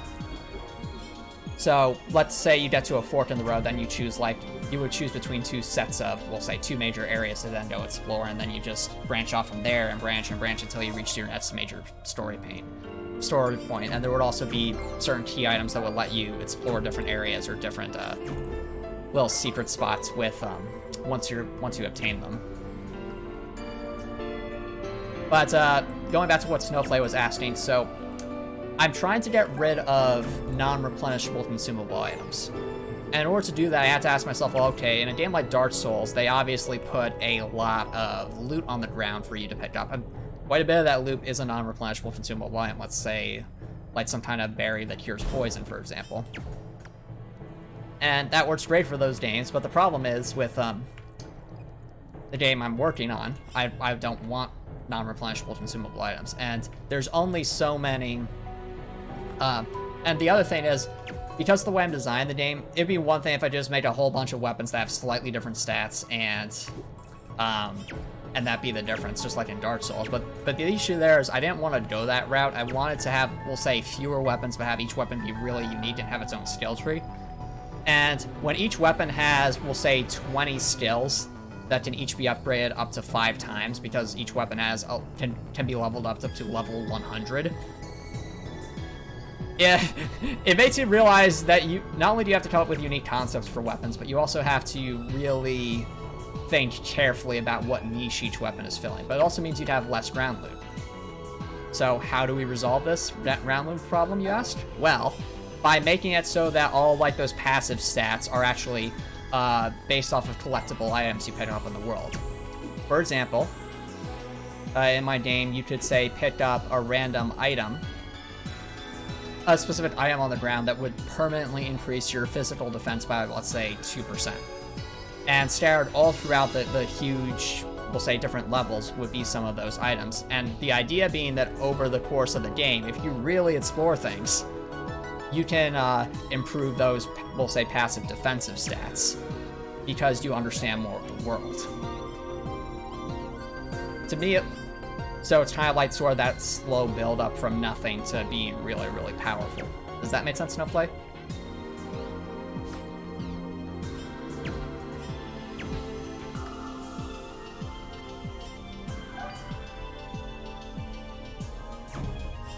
So the reason you don't have armor, or we'll say different clothes you didn't change out, is because of that. Because those stats that armor would normally be tied to is actually something you're collecting throughout the game. Oh, I'm glad that helps. Thank you, Snowflake. Thank you for letting me know. And I know I haven't made much progress on this puzzle. I was just when I talked about my game and get really focused about it, it's easy to get distracted.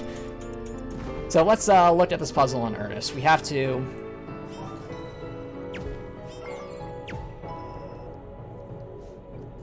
want to get up there so I can hit the bombs down. Let's see here.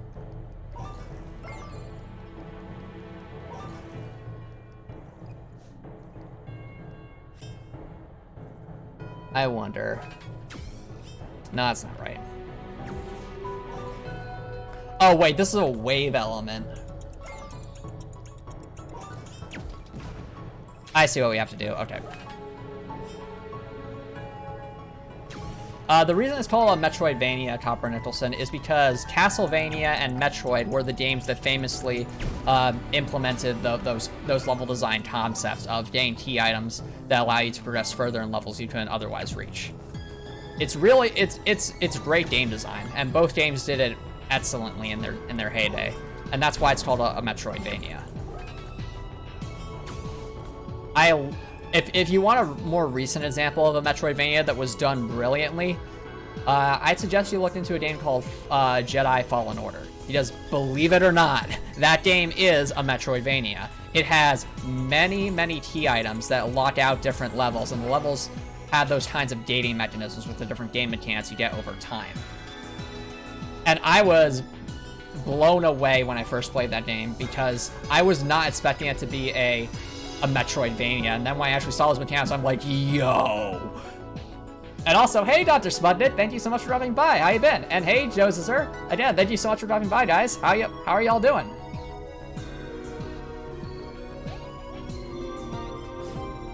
It's fine, Breckor.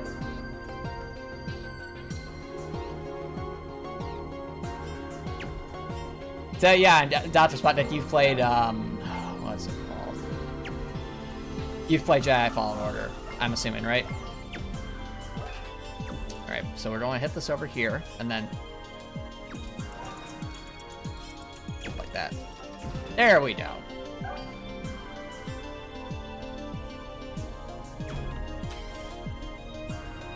Yeah, Copper Nicholson, Jedi Fallen Order is an amazing game. It's an amazing Star Wars game, but also just an amazing game in general. It was clearly, the devs put a lot of love into that game. Yeah, it reminds me of Dark Souls as well, Dr. Sweat, and I think that's a good thing. I love Dark Souls, and the fact that we now have like a Star Wars Souls-like is amazing. And not to mention it has the best lightsaber combat in my opinion. Yes, even better than, we'll say, Jedi Outcast. And that's saying something, because that game had awesome lightsaber combat. But it just goes to show just how well designed the game is. And the fact that you can use either the two-sided lightsaber or just a single blade is cool too. And they both behave in slightly different ways.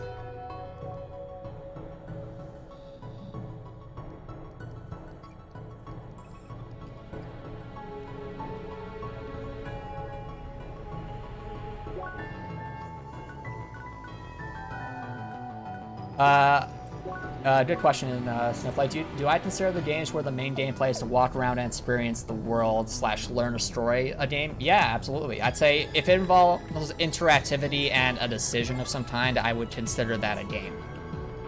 And a decision could be as simple as, do I jump to platform A or platform B? It doesn't have to be like a Telltale game where you make the decision and suddenly, oh, such and such person is dead. But yeah, those games can be really fun and relaxing. I tend to prefer more games that have a bit of skill to them, but a game where you just have a story that slowly unfolds before you as you kind of explore a bit, it could be fun. Definitely a different genre. Let's,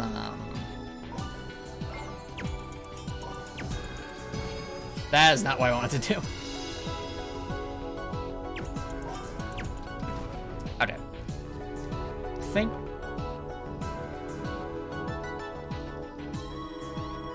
Maybe if I knock it over and then try to push it.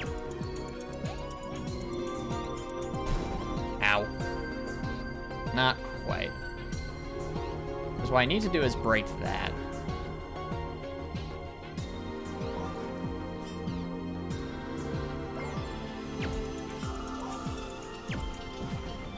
It's just right there. That's what's so frustrating.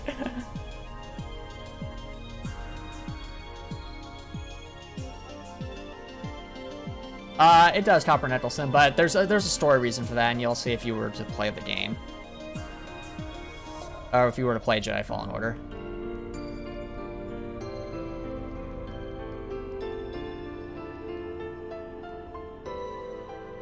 I think Snowflake Copper Nicholson is talking about The Last Jedi. Oh, what I could do.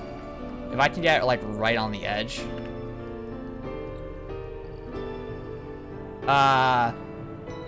I'd say try to limit spoilers, the Arch guy. Okay, almost got it. Let's try that again. Oh, this is clean.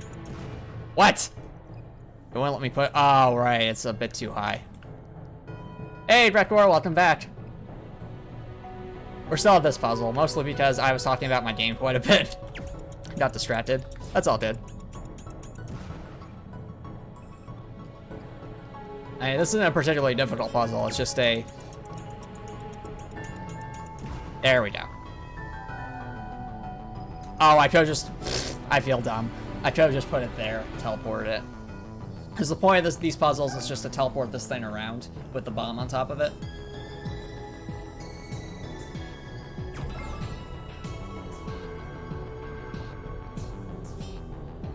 Yeah, I know it's a wave bot. I know, Snowflake, I know, I messed up. Now, if I just launch that over there and then try to...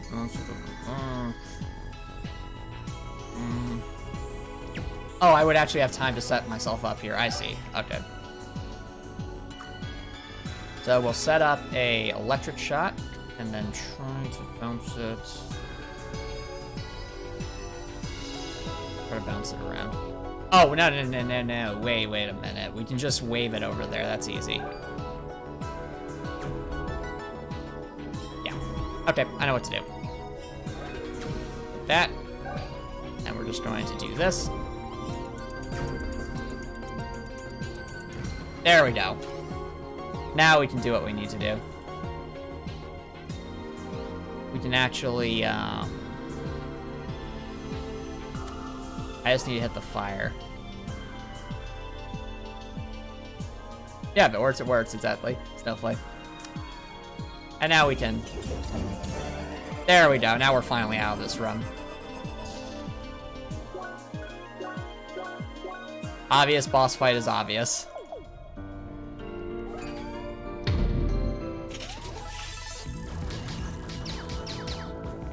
Hey, look, turret number 3. Look, everyone, it's the grass type Elite Four member.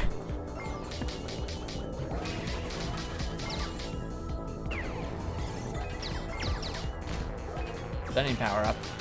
Oh, that spending power up temporarily makes us immune to certain elemental damage, Copper Nicholson. It's part of the shield mechanics of this area. And we need wave. Good enough.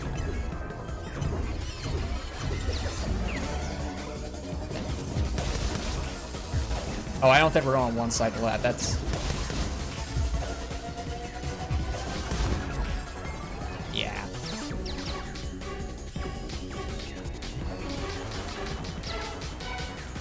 It's a little bit hard because it's on a moving platform.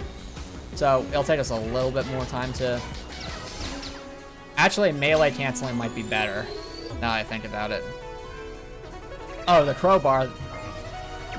Copper Nicholson, that's the pet we picked up from last stream. It's called a cool bar, and we've nicknamed it Gordon Freeman, if you recall.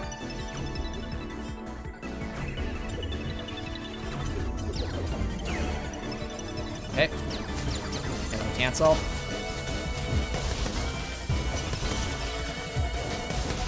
There we go, we got Jolt off, that's good. Unfortunately, it doesn't seem to take any damage when that shield's up, so that's not fun.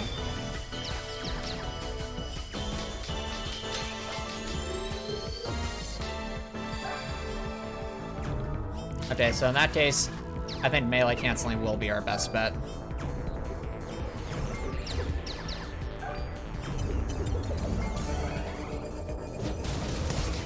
Alright, next phase, let's go. Uh-oh. Those attacks. Those attacks are gonna be really, really tough.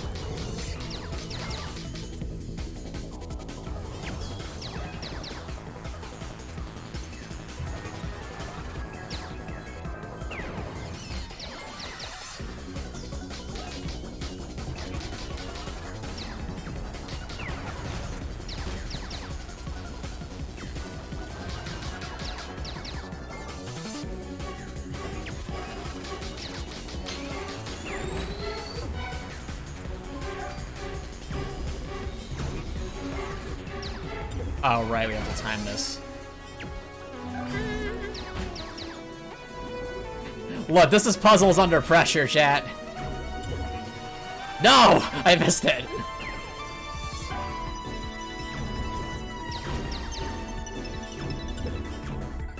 I messed up.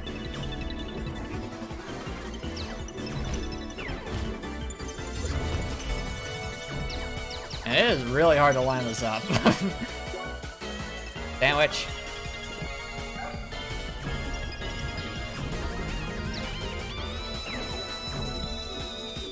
Come on. There we go. Come on. Melee cancel.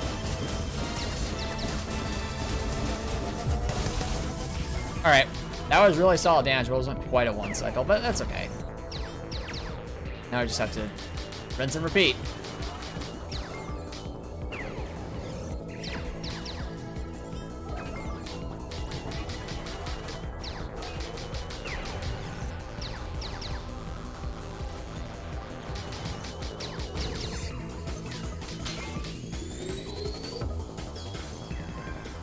I'll wait for my elemental overload to cool down just a wee bit.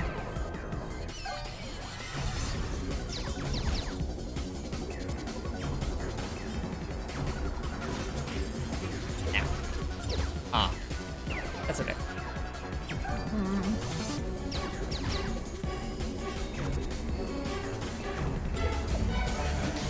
Come on, let's go. Let's go! First try!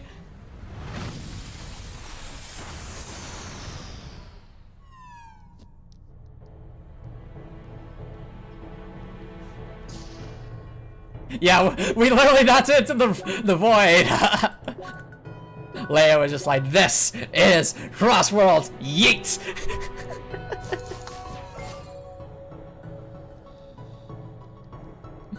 Exactly what the heck, bro.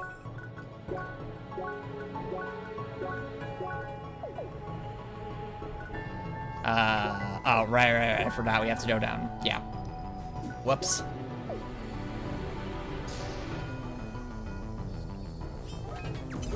Let's see if we can finish this last turret boss up before the end of the night. That would be, I think, a good spot.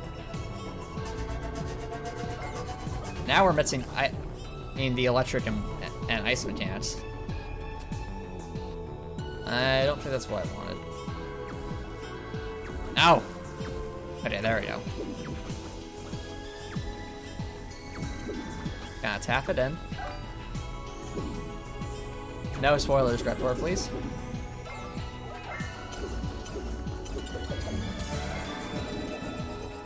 Alright, now we got through that phase.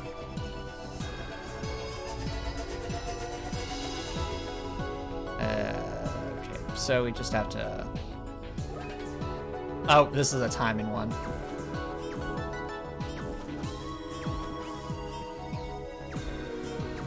Come on. Perfect.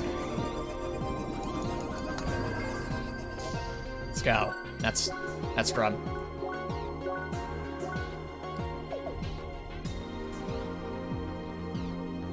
It's alright, Redcord. Just as long as you're aware of it. Now let's see here.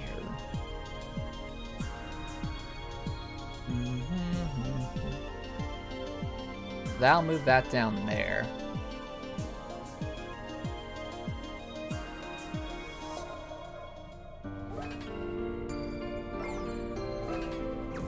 Get out of the way first. Okay.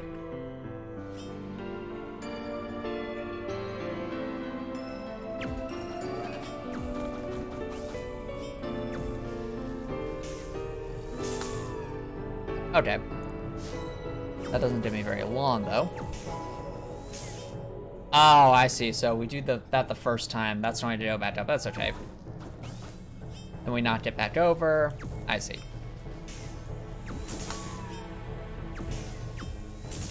There we go. And now that that's done, what does that do for us? Oh. It doesn't quite do what I thought it would. The goal at that point would be to try and get it up. Can I like, balance? I see. I could have... Yeah. Okay, that's what we have to do. Okay.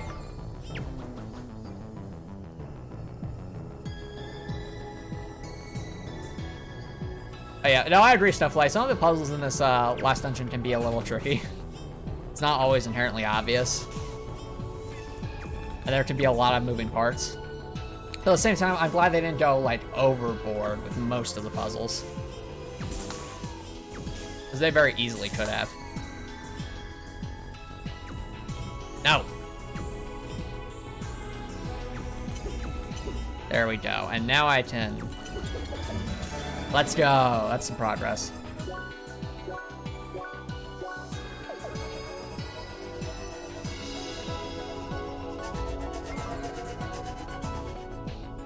Ah, fair enough. What the heck, bro?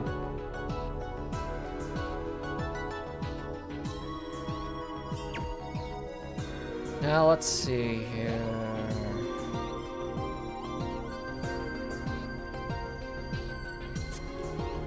I remember this puzzle. Oh. Be a box here.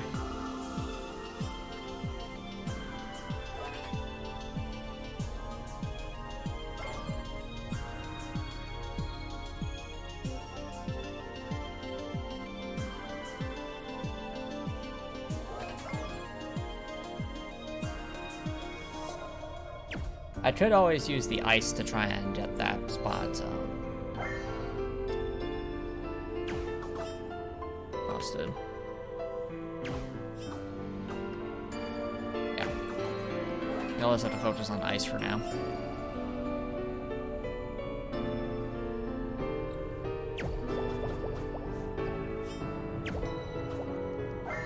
Ice. Well, that's one down.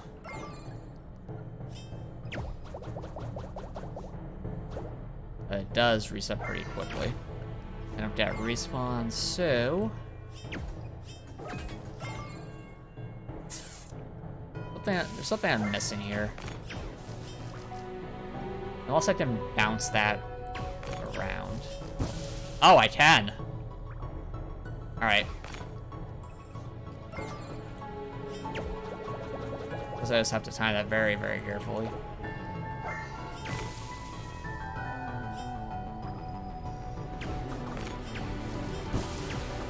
On.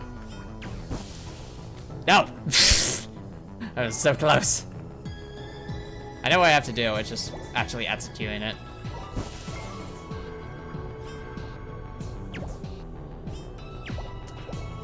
I know I think I'm doing this right, Snowflake. It has been a bit, but...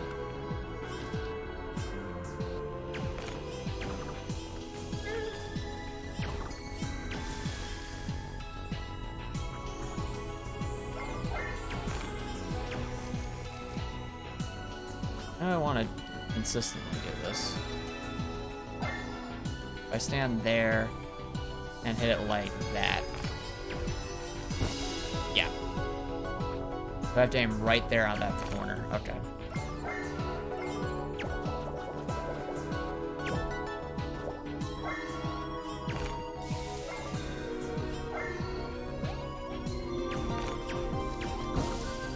Come on.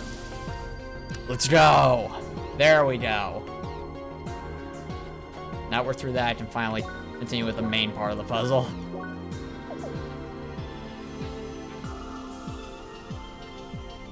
Oh no, Director, I agree. If there's a way to cheese the puzzle, that can be fun. I remember like in I think it was the ice dungeon, there was something I could do to cheese some of the puzzles.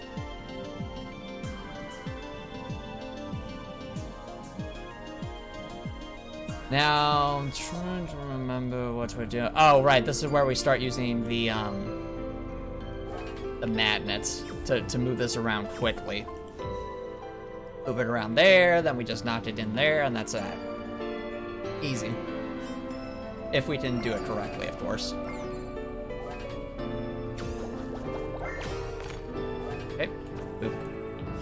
Boop. Boop. Boop. There we go. See, that wasn't so bad.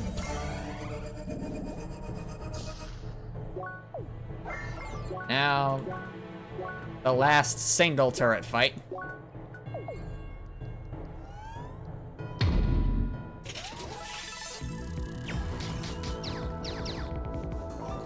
Wave. I wonder if the other combat art will build up. That's not bad.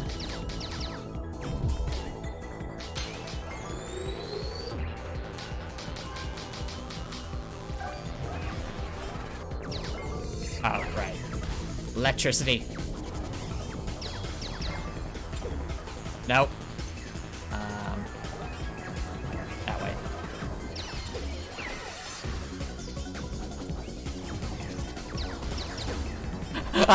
Good question, Beckor. When did Lieutenant Surge join the Fleet 4? Good question. I don't know. I've been saying this before, but this particular Pokemon game here is extremely unfair, so...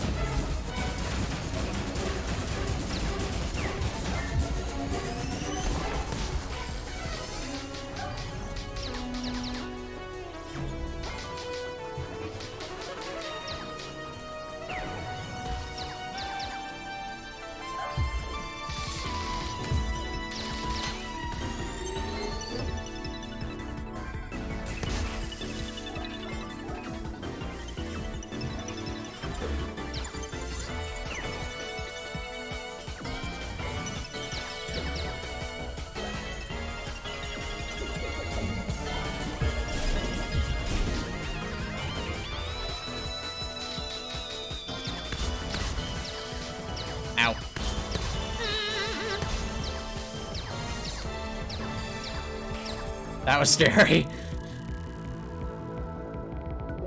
Sandwich.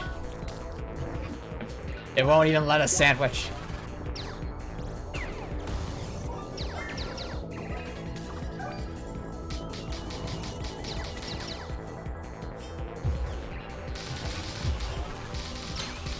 Let's go.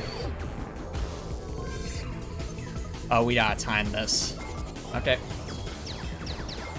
Please. Great. On flame jab.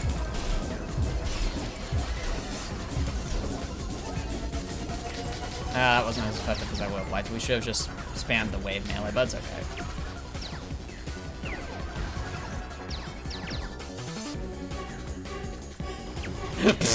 Snowflake, you wish the shots were showcats again. Oh no. Oh, the burn finished it off. Let's go. That worked. Yeah, it would be funny if it was the showcats again, but we seek the ultimate experience, and thus we broke free of our chains, obliterated all the obstacles, obtained the creative freedom we deemed necessary. Finally, we can give shape to everything our mind had to offer. All right. I think there's a fight coming up. I'd say if we can make it to floor 3, that would be a good accomplishment. If I remember, is this where we have to do a... Up, yep. Don't worry, Gordon Freeman, I'll protect you! Now the real chaos begins.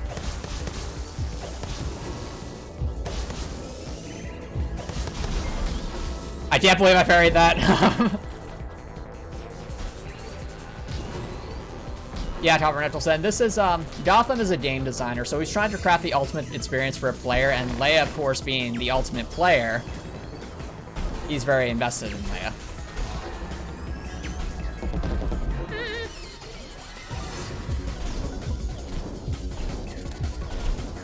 Set it on fire! Burn it with fire! Shizuka strats! Let's go! Don't let it heal itself. The waves can heal, which is why I'm trying to go for this one first. There we go. That's good. Let's get some tea. Yeah, Dark Horse, more like from Software, oh no. Welcome to Cross Souls. Population us. Let's try the Flame Jab strat.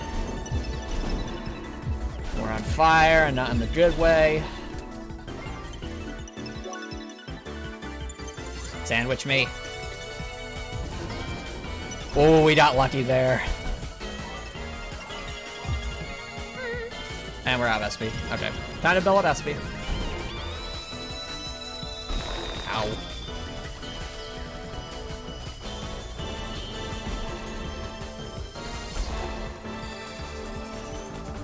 Okay. I think that'll be enough. Burn it with fire! Let's go!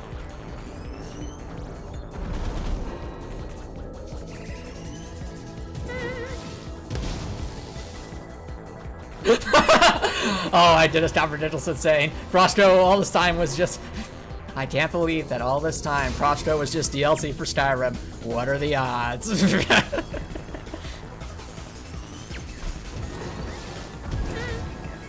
Ice. Ice. Alright, that guy's down. Now just got this one. Just take a chill pill. Relax.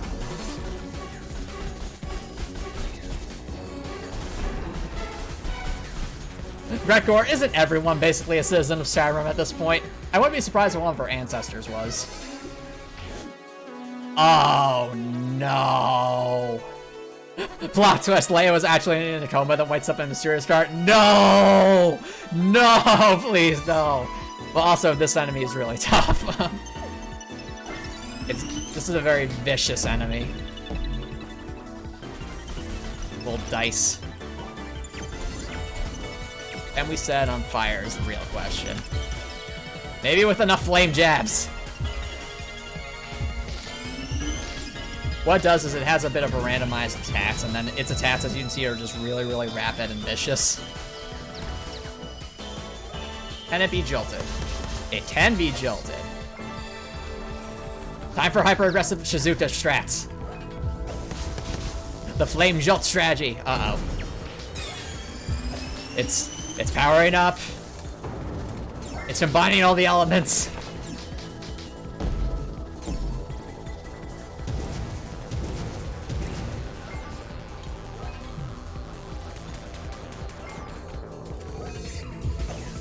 No. Okay, got the jolt off. Let's go.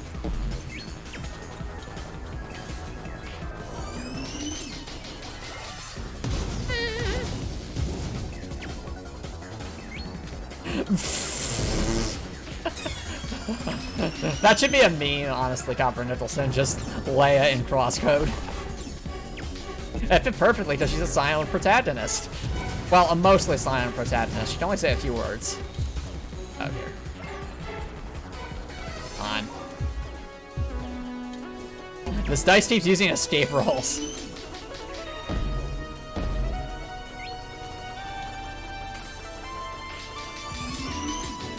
Let's try and build up SP right now so we can spam Flame Jab.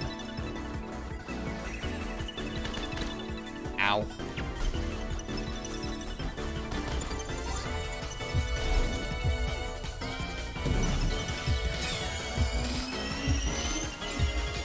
Okay, it's on fire. Let's go. Now we just have to survive, I think. So much chaos. Let's go! We beat the Arende!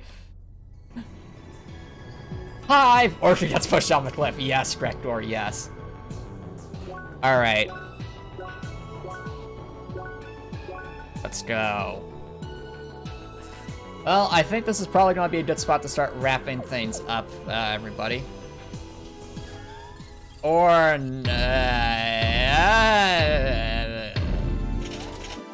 we are not doing this right now. No, I refuse. No.